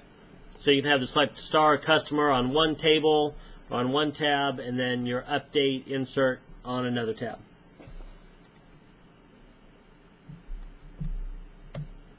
Does anybody get some of your records deleted using the delete statement?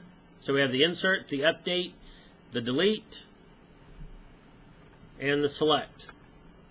Now, we can use SQL for things that are not necessarily related to data. So like here I am in a SQL window. I can say select hello,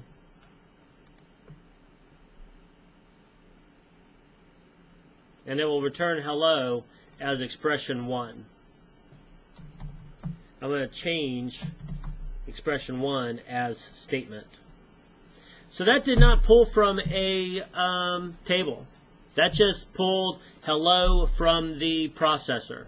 We say SQL, say hello, it said hello. I don't even have to have a table to pull that off. If I said from customer, now I'm going to return hello for every single record in my customer statement.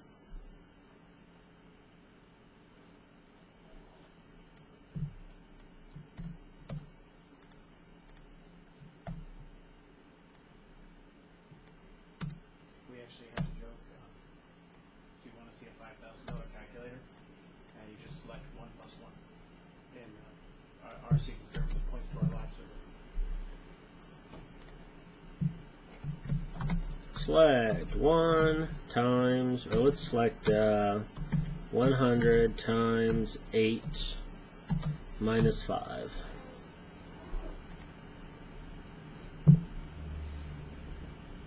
There is your expensive calculator. So if you're ever hard up for a calculator, and you just cannot see going to the store to get a new one, you have one built into your computer. And you don't want to use the one that was actually built into your computer. I actually do use this a lot. If I'm actually coding in SQL and I'm trying to figure something out, I will quickly use this as a calculator. I'm just trying to, not only does it do things such as simple mathematics, you can also do things such as, let's say, select the length of first name from customer.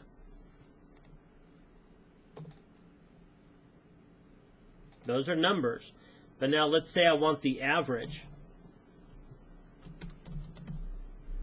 length.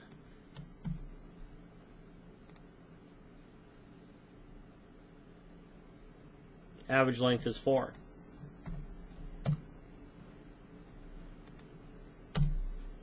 If you're looking around the internet, you'll see those referred to as aggregate functions because they aggregate several rows of values into one value.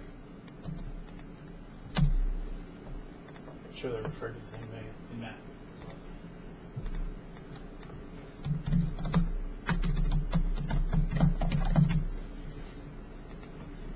Let's see what else we can do just for demonstrations. I'd rather you go ahead and watch.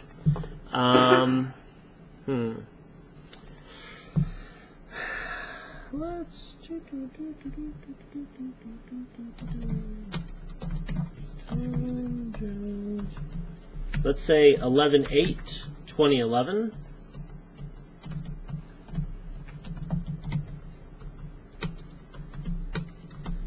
(11/8/2011). Now, what I can do is I can say select count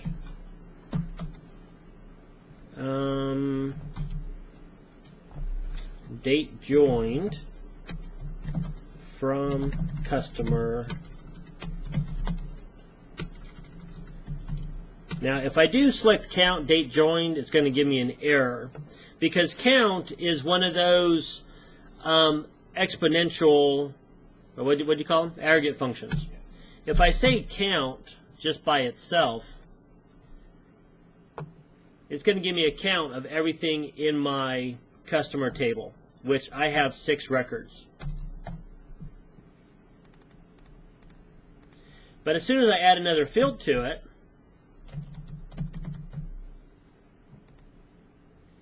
it doesn't know how to count because I added another field which doesn't understand what to do with it.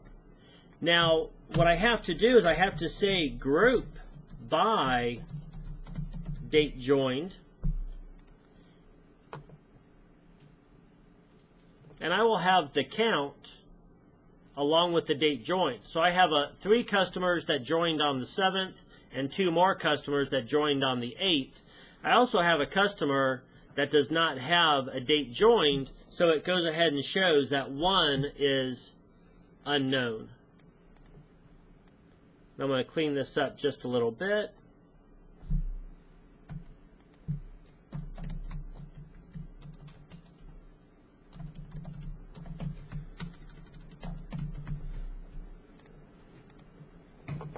So I have the date joined and the count as customer count.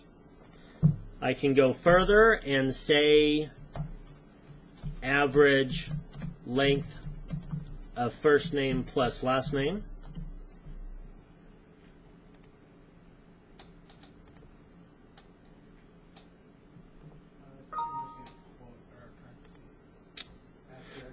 Oh, sure am.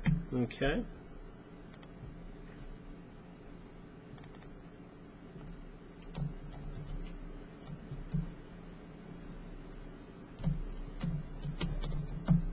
Now, you might have seen that I'm using casing. I'm not using spaces. That's because I don't want to have to go through what I'm going to show you next. If I wanted a space in customer count,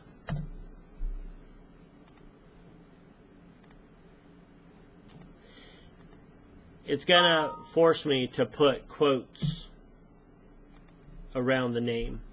So you can use space, but a lot of times I don't use space simply because I don't want the extra, hassle of doing the quote, the space, and the extra quote. So how do you get it to list them alphabetically? List which ones alphabetically. The customers in your database. Okay, we'll do that next. Let me control that.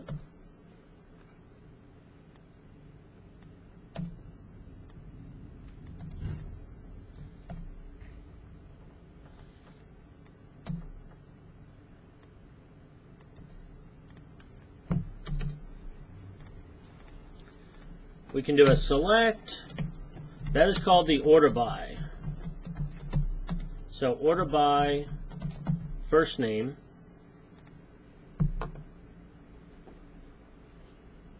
Puts them in first name order. If I say first name DESC, that stands for descending, and that's reversed order by first name. I can also use ASC, which is ascending, but that's the default anyways, and it just took it out. Now, could you order by multiple fields? You can order by multiple fields, yep. But I would have to, let's say, let me control copy. Okay. So let's say I want to order by the date joined.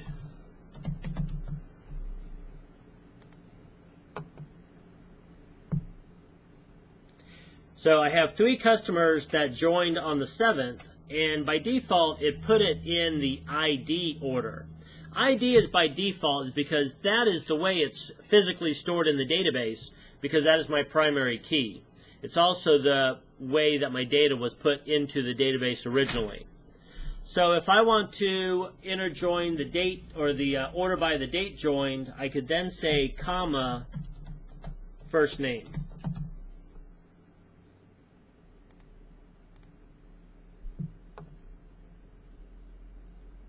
And it gives me the date joined and then the first name. So John, Sam, and Susie. Or no, Cindy, John, and Sam for the 11/7s. Then Susie and Tom for the 11/8s.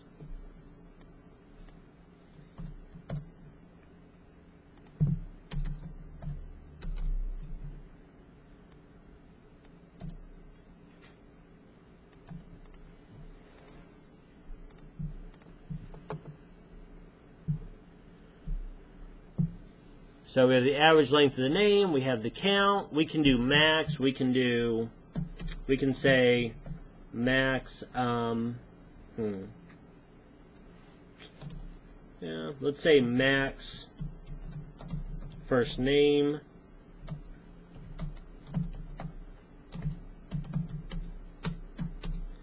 let's say min last name,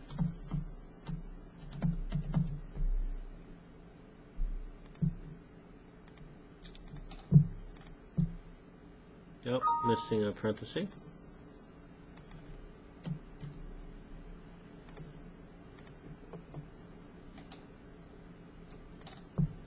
Okay.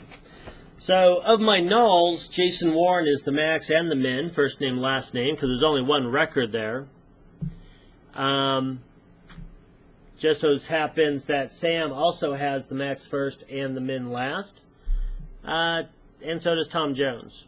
So let's use a different example. Let's use max first name and max last name.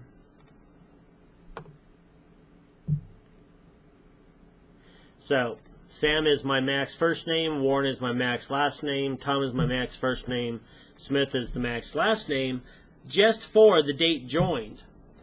If I took out the date joined, then, let me go ahead and copy this first.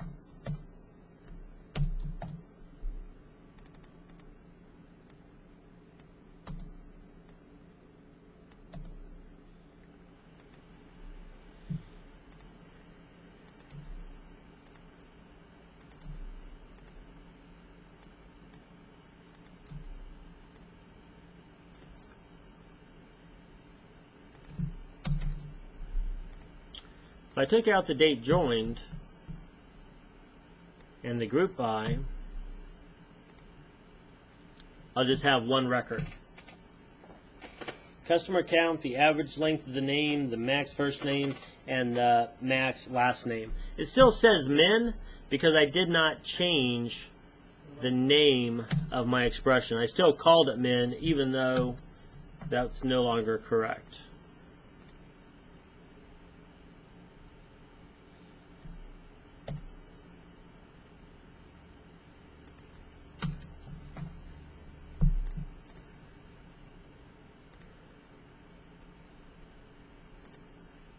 Any questions?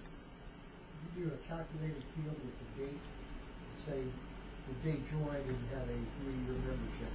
You want to show when 3 years it was up, or the other way, they joined a certain date and how many days they've been. Yep, absolutely. So let's do a select first name, last name, date joined. And let's say, let's go, we can do a date add. And date add, if we look at, is date add on the cheat sheet? SQL Server date parts is on there. Date add, date diff, date name is all part of the right-hand side top. So date add is the date part, the number, and the date you want to calculate from. So we do the date add, and I'm going to type in a, let's go MM for month, and let's say 36 months. Add that to the date joined, and call that 3-year EXP for 3-year expiration date.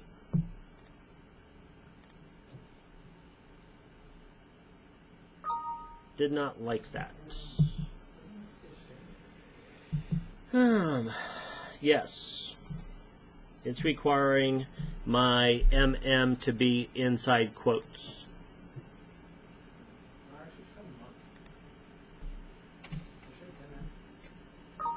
I'm going off of your cheat sheet. Let's try month.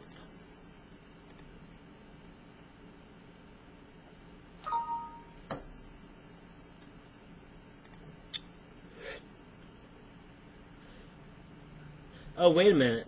Date add, the date part, the number, and the date.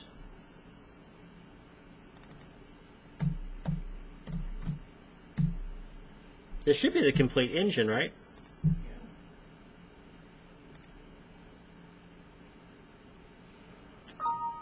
Okay, let's go to the World Wide Web and type in SQL date add.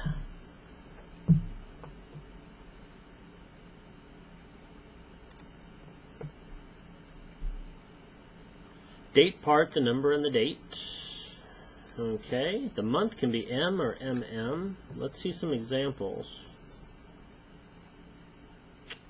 Okay, they have month without quotes. Let's try that. Oh, it's hitting the null for the date. Let me see.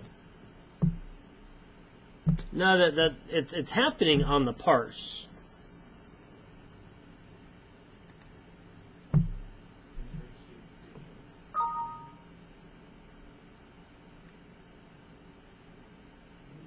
Oh, you can't use a number in names. Not the first. Oh, it doesn't like the naming convention I used. Oh, goodness. Okay, unless I put it in quotes. Yes. Just like if I had spaces. Thank you, Sam. I just read the error. I was just closing it down, Yeah. right? I Yes. recessed each time. I got a little bit more. Sam is very good. I'll sit there and think I know what the error is going to say, so I won't read it. And then, Sam, what's it doing? Well, the error says... Okay, so there's the 3-year expiration for the date add.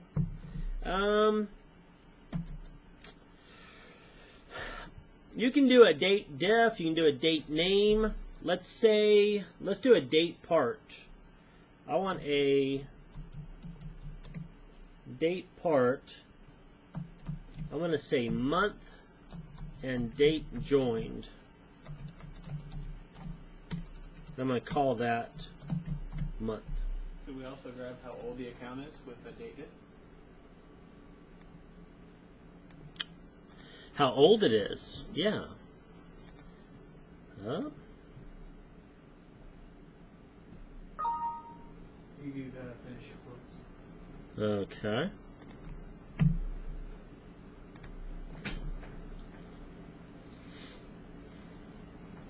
Okay, so the month is 11. Now the date part, month. Can I give it like I think I can give it like the day of the week or the day of the year. Let's do DY for date of the year. See what this gives us. I want to get, okay, 311th day of the year. The weekday. That is the second or the third weekday, depending on what calendar. Depends on what start date, whether the week starts on Monday or Sunday. What's some of the other ones we can do?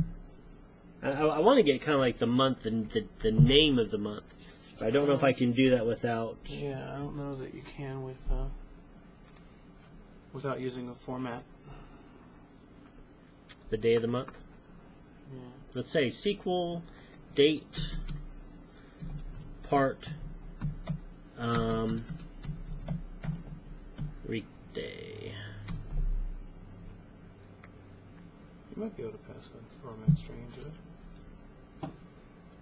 Day of year. There is actually. Oh, that's the 211. Mm-hmm. Okay. How to give day of week. That's weekday. This function returns one Sunday. So yeah, you have to build your own like case statement, and if one, then it's Sunday. If two, then it's Monday. That sort of thing. But we can do a month, and then we'll just return that month as a part. What was the next one you had, Sam? How old the account? How old it is. Okay. So let's go date different.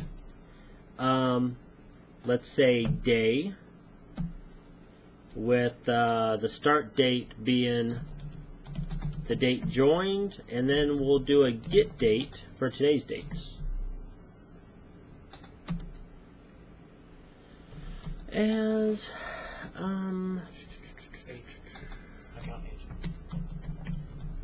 account age.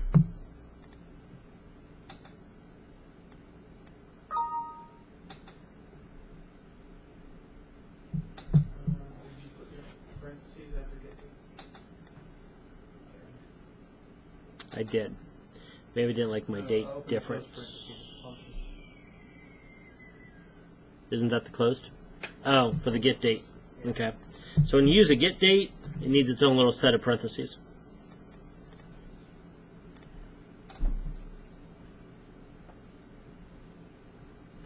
Yeah, so these were built on today, and these were built in the future, so that's why the account age is -1.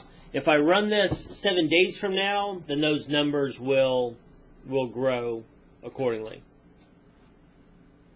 Because get date always gives us today's date.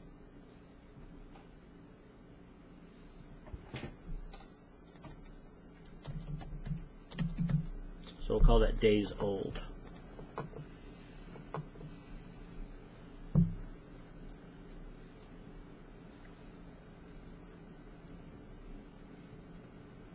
What if can we use between with dates? In the where clause? Mm-hmm. Yeah.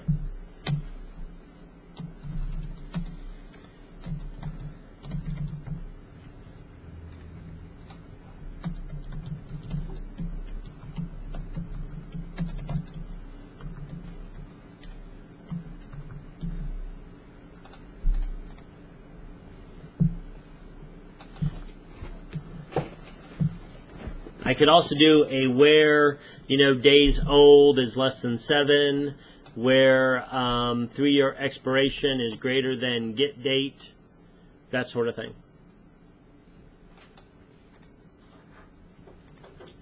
in here, I could also do something such as,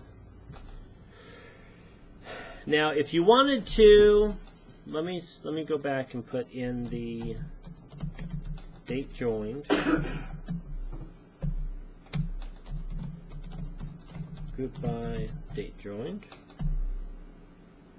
And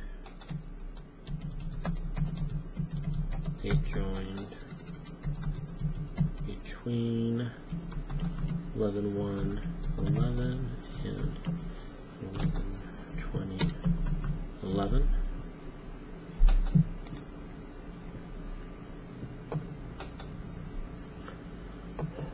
Let's say I wanted to do something on the customer account. I only wanted to return the dates that had more than one customer. I cannot put my where clause up here because this count does not exist until the group by, nor can I put another where clause down below. Whenever you want to do a where clause on a calculated aggregate field, the key word is called having.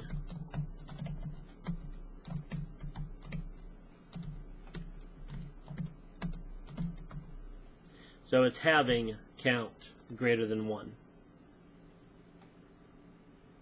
And you can do any number of things. You can say having average length name greater than 5, having average length name between 5 and 10, that sort of thing. So you can use the same types of where clause. It's just after the join, it's called a having clause because it's a calculated aggregate field.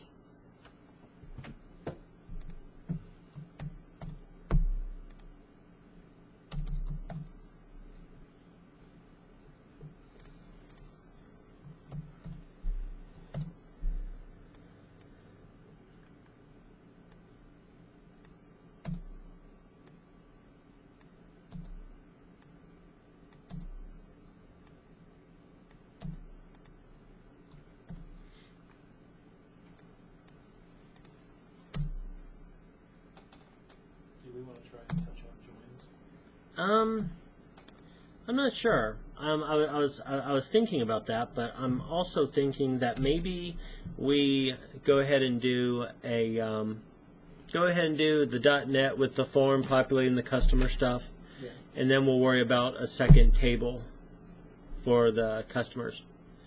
Yeah.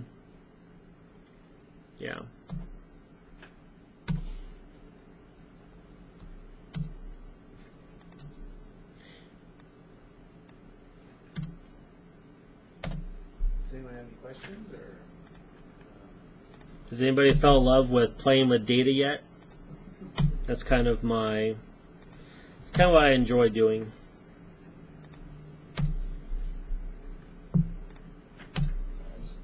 When I help my friends, that's always, I'm working like more on the back end trying to prepare, like they give me this crummy spreadsheet or something, I could clean it up or something, put it in the format they need to put into their website. Mm-hmm. But I don't know what they do on their end. They just tell me they need a CSV or whatever. So, but I mostly just use Excel. I haven't used Access in years, but this stuff feels more like Access. Than Excel, yeah. It's really meant. Excel is great for displaying data, but really not in a way that you can do a lot of type of searches and reports and calculations type of thing. Yeah, because that's kind of really what they're doing on their end. I'm just kind of doing the grunt work, I guess. Yeah, because what you're doing is important because if the data is not cleaned up, you can end up with a lot of bad data in your database, and that's really hard to clean. If you get a bunch of junk data in your database, it's very time consuming to go in, try to find it, try to read it out, try to clean it up. I mean, one of our largest clients in Florida has over 1 million customer records. They've been using our software since 2003, 2004. Yeah. And so they have over 1 million customer records. So if we did something, one of the mistakes that we used to have is, as a developer, we would sometimes forget to put in that where clause. So we would have let's say that you wanted to change a customer's password, and then you change it and you save it, and we do update customer, set password equals this new password. But guess what happened? We just blasted Everybody in the whole database. everyone in the whole database. Boom, we blasted their password. And so what we did was, in code, when we do an update statement, we send it through a function that controls it, and our function actually searches for the word where. And if we do not have a word where in a update statement, if it's like update but it's not like where, we don't run it. We basically throw an error. I think the where clause check was actually from Circuit City when we were setting, every time someone saved a note in the system, it set everyone's note to that. In all of The last, City yeah, order. it was the last customer note, set everybody's last customer note to the same exact thing. That's like with Excel, if you use a macro or several macros. Like I write down instructions, like it's only to be used in this order because you get it out of order, that's refiguring out. Yeah. Yeah, that is actually very similar to how, basically Excel could be used to represent like what SQL actually works like in memory. Because if any part of your statement's out of order, then it might give you results that are skewed from what you're expecting. I used Microsoft Works database a lot when I was working as a school counselor and a technology coordinator in the school. I had databases for all the computers with, passwords and serial numbers and, whether it was XP or Windows 98 or, and it would help me keep track of things. But it was really frustrating because there was such a limited amount of things that you could search for and do. I mean, the report builders, really limited you on what you could do. Mm-hmm. So I tried to use Access, and it went from way too easy to way too complicated. I mean, I couldn't find Yeah, there is a middle not. ground where I could do what I wanted to do, but Well, that's where development comes into play. Like you would back then you would have had someone build it for you, but today you'd be able to build it for yourself. No, the last step that the next step is to have a form on a website that gets posted back to the server, and then you can do whatever you want with that data. We've already manipulated that data, saved it in session, saved it in cookies, spit it back out onto the page. Now we can save it to a database. And if we allow the customer to come in, sign up, and capture their password, then they can come back. We don't have to have their session. We don't have to have their cookie. They can come back. They can log in. You can check their database to see if they belong there, and you can let them in to certain parts of your site. You can make a web page that says if session does not equal, if session login does not equal something or other, then kick them out or show them an error saying you don't have access to view this site. Therefore, they have to be logged in to see certain pages. Did we get back with you on the domain? I just checked it. It's back up.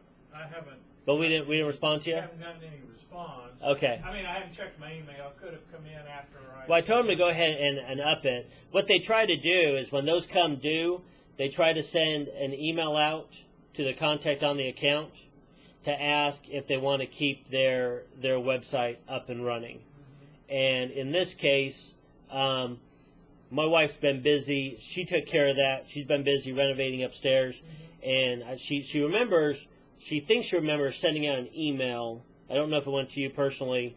Well, part of it may have gone to one of the past presidents. That who could. just discarded it or didn't think about it. Yeah. Because it's a service organization and they have elections every year, so the president or the presiding officer changes. Mm-hmm. If she could send it to me, I mean, for the foreseeable future, I'm going to be their web editor. So if they send it to me, then I would know who is the current presiding officer or treasurer or whatever that needs to send it to. And we just have to log in and set that. You can log into the OVO site, right? Yeah.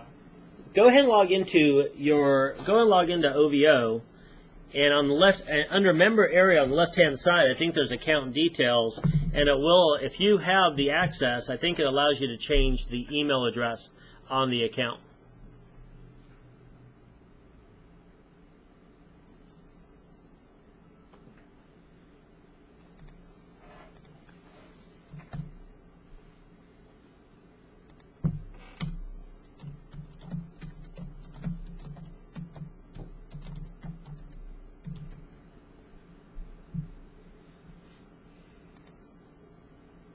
Just save it to the website.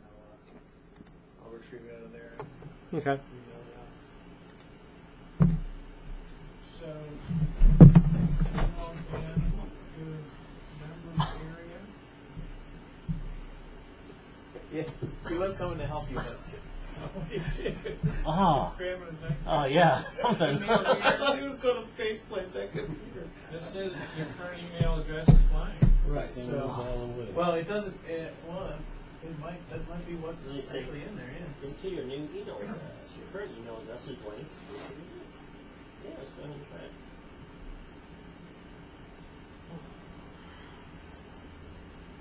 You got an SW. Yeah. I haven't gotten used to the keyboard on this new machine yet.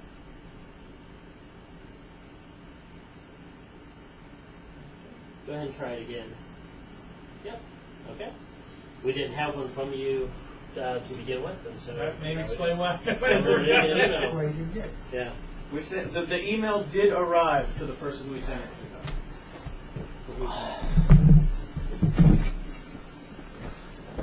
wonder if the other one I do is let's say email address was ArchLink, right? It's probably Fran. I imagine.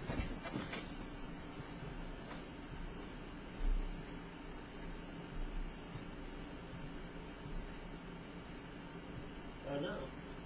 Mike at ProSite. Well, that was Mike Oh, Blankman. Oh, Blinkman. Blankman, yeah. Yeah, go ahead and change that too then.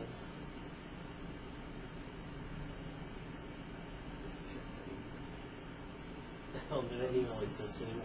I'm pretty sure I deleted that. Did you like that? No, that's weird. It's like a catch or something. Your hip pops? I've What's actually that? had that happen. It's just Your it's more hip- like frozen up. Yeah, I've Like had you that said, happen. Getting up. I and- stepped on this leg and it just wanted to crumble. Yeah, I've absolutely had that happen.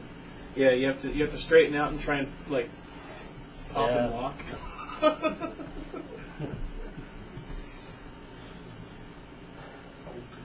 Totally been there. So in this next piece, once you're able to create a form and save data to a database and get that data back out of the database and display it back onto the website, even though to you it may seem like you're still at the basic level, that is all the building blocks to build any application you see out there on the web. I mean, if you wanted to build something like Facebook, what we're teaching as far as the building blocks, somebody comes in, they set up an account, that's a form, you got some CSS in there, it's styled a little bit, you save it to a database, you allow them to come back, you allow them to upload images and create a page and put little text, in this little, and that gets saved to the database, and it's all just kind of building upon each other. Yeah. It's like oil painting. Any good website, there's an oil painting technology. So Facebook just happened to paint them again. Well, and in fact, when I look at one of the things of being where I'm at, when I look at Facebook, it's like, wow, this could be better and that could be, and I could really tear it apart and say that things could be better simply because I can envision how I would have done it had I was building it. What made Facebook so great is not the fact that the technology that went into it, as much as it was they were in the right place at the right time, and they became so popular so quick, and they have such a big following. a group of developers could build a Facebook better than Facebook. Doesn't mean it's going to be accepted by the population and grow into something. So it's kind of it's almost like anything. I mean, you can listen to music and say, well, I can make a better song, or I can do a better painting or build a better house. It doesn't mean you're going to get more money or be as popular or have people accept your product just because it's better than somebody else's. There's a lot of other marketing and traditions and luck and everything else that goes into whether something on the internet becomes popular or not. Take a look at the chair, for instance. There's it's actually better for your back to sit on one of those chairs that have you sit on your knees, where the support's actually running on your thighs, the strong support on your body. That's actually more healthy and more ergonomic. You can sit for longer without having to worry about blood clots, anything else. It's genuinely better for you. But you don't see a lot of people using them because of tradition. I mean, that's one of the factors that goes into changing any technology. The people decide. There has to be a need, and it has to be, the masses have to like it before anything is ever going to take off in the technology business. I just feel like when you're talking about Facebook, I mean, we have to kind of step outside of our bubble because just because it's popular here, I mean, you'd be in Brazil or India, they use Orchid. Yes. They use other social networking all around the world. You're absolutely right. But we think everybody uses Facebook. Frame of reference changes everything. Yeah, sure does. When you're talking about, like, that's one thing I always didn't quite understand is, like, when somebody uploads an image, is there something in it, I mean, in the database that, like, is there like a reference link to that image where it's stored? You can do it both ways. The way we do it in our software is we upload and store the image as a regular file inside the server. And then what we store in the database is where that file is located. So under our software, if you're a client, you'll have your name, and then when you upload images, you can put them into folders, or we put them into folders attached to orders, or like Mark, he takes care of 2 websites. So in our server, his websites actually have IDs. So each one of his websites has an ID. When he logs in and edits a website, he goes and looks at his images for, let's say, ArtsLink. Up at the top, it will actually say, it may show, I don't know if it shows him the whole path, or it may just show him a number / and what folder you're in. Right. It shows me a limited part of the path, and then I have folders for each page. And in some cases, when I get like 25 pictures in a folder, I'll start a new folder for the same page. So for my news page on the ArtsLink website, I've got News 1, News 2, News 3, because I've put a lot of pictures up that are only there for a month, and then they're replaced by something else. I never erased anything because I'm kind of a pack rat. But I'm only using 11% of the storage space that I have for the site, and that's on the. I just looked at the WIFLA one, the West Virginia Foreign Language Teachers one. It's only using 11% of the data, and it's got a lot of pictures in it because they have a convention every year, and they'll send me 40 pictures that they want posted with captions after the convention about what happened at that, and then people can come in and log in at the site and look at the pictures of the banquet. And So do you have that page password protected? No. You said when they logged in to look at the site. The sites are all, both of the sites that I deal with are completely public. Okay. Yeah, you do Now, I have don't know the ability that a lot of people go there without knowing where to being go, a member where and to knowing go. that it's there. Yeah, you can we actually have a tool built in to where you can password protect pages, and you can also give write access to different people. So if you created a new page and gave it write access and just made up a password called admin, if I went to that website, went to that page, and I knew to click on the bottom right-hand corner, it will ask me for a login. If I type in admin, it will actually bring up that page only into Qt Editor and allow me to edit that page. And we actually built that for the farmers market. It never took off. the people that were running, people that were at farmers market didn't really, they didn't want to keep up on a page, but we did it for baristas. And the idea was they were going to be able to make anybody on the farmers market their own page and allow each person to edit just their own page within inside a single website. So that those tools to do that are already built in. Now we don't store all the images in the database anywhere. When you build your page, you can search for and browse your folders to your image and then pick images, and then that whole link becomes part of your HTML. And when you, for Ohio Valley Online clients, when you build a page, that whole page is stored in database. So in the database, you have website ID maybe 100, and inside there you have pages. So the pages say, okay, my website is 100, and this is page 1, and here's the page name is home, and the HTML is all this block of HTML, and I want it to use template number 100. So then we take the template and use it as the master page and say, okay, you're on the home page, grab the HTML, pop it in, and so we display that page, but everything is stored completely in the database. The only thing that's not stored in the bit database is the images and the template itself. When we build a template, we store that as template HTML, and that becomes like the master page for your website. Every time you make a page, because it's dynamic, we store the HTML and into a record. So we actually have a varchar max. It used to be called text. When you go to create a field that you want to hold a lot of data, it used to be that you could have text, which was limited to 8,000 characters. Or no, varchar was limited to 8,000 characters. Text, you could have as much as you want. Now, instead of using text, we actually use what's called varchar max. Varchar max is unlimited, or it's like terabytes it actually increments. It's pretty cool data. how it does it. It goes up by 2,000. Once you go over 2,000, it increases its size to 8,000. After that, it goes up to a gig. It's like, well, fill me up now then. But if you look on OVO, any OVO site, if you actually pay attention to the address, you're only on one page the whole time. You're only on page.espn. Let me go ahead and bring that. Yeah, I'll bring that up. That I thought, when I first got here and they explained that to me, I thought that was one of the clever things I had seen in my lifetime as a coder to that point.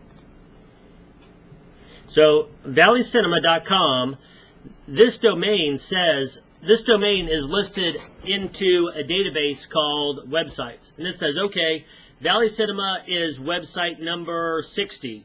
So all their images are going to be located in number 60. What's that? I'm sorry. I'm more calling. Okay, they're actually embedding things from Fandango. So this picture doesn't even exist on our site. It exists on Fandango's site. But so it's website / page ASPX page equals home. And if I go to another page, page equals paranormal activity 3, and then I go to Twilight, page equals Twilight. So all these pages are being dynamically generated, but this is all one page. And in fact, this is the same page. This is an application. It's more than a website, it's an application. If we go to ArchLink, it's going to be archlink.com website / page ASPX. This page is the same exact page no matter whose website you're on at Ohio Valley Online. What matters is the domain that they go to on top of what the links that they click on tell them. Yeah, so ArchLink, website, page equals home. Page equals about ArchLink. Page equals the event calendar.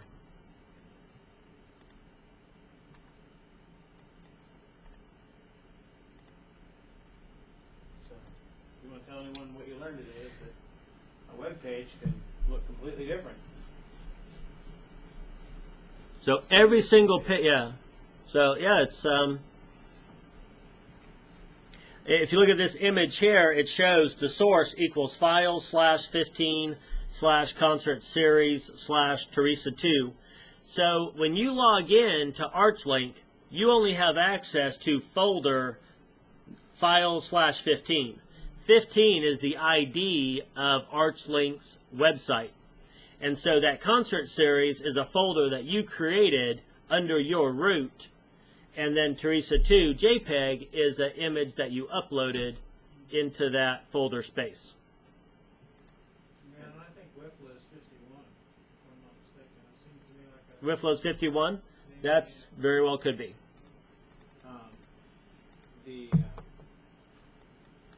If Jason actually pulled up the code to page, that you would actually see that it's just we stacked up many of the same things that you guys have already learned how to do, and that's just it's one function calling other functions, pulling data from a database, which you'll learn next week. So I can't say you've learned all of it already,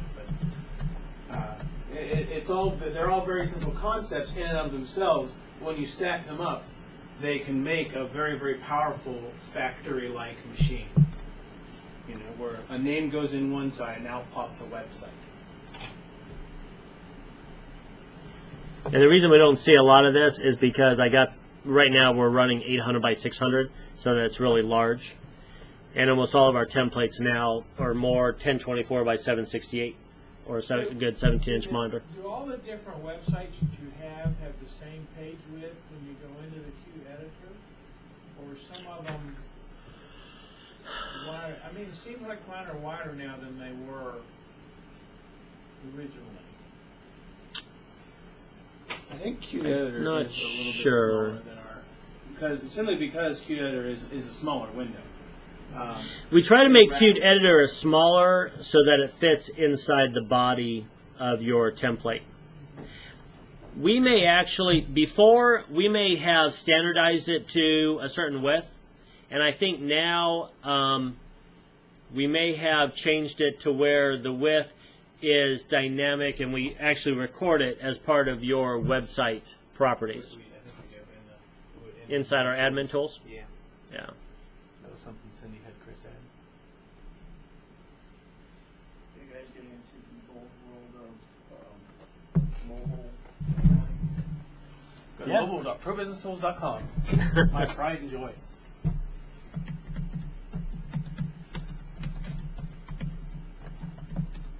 Do you have a login? Oh man. I remember the domain and the password, not the username. ProBusinessTools.com. There you go. Then it's interesting. For a technician? I need a tech's name.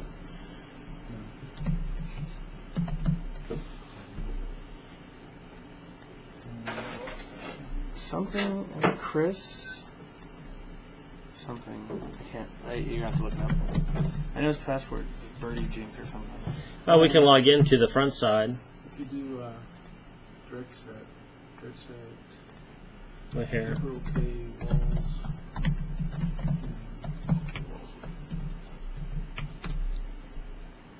This is actually this mobile application he's taking you to see was actually built with one of the libraries.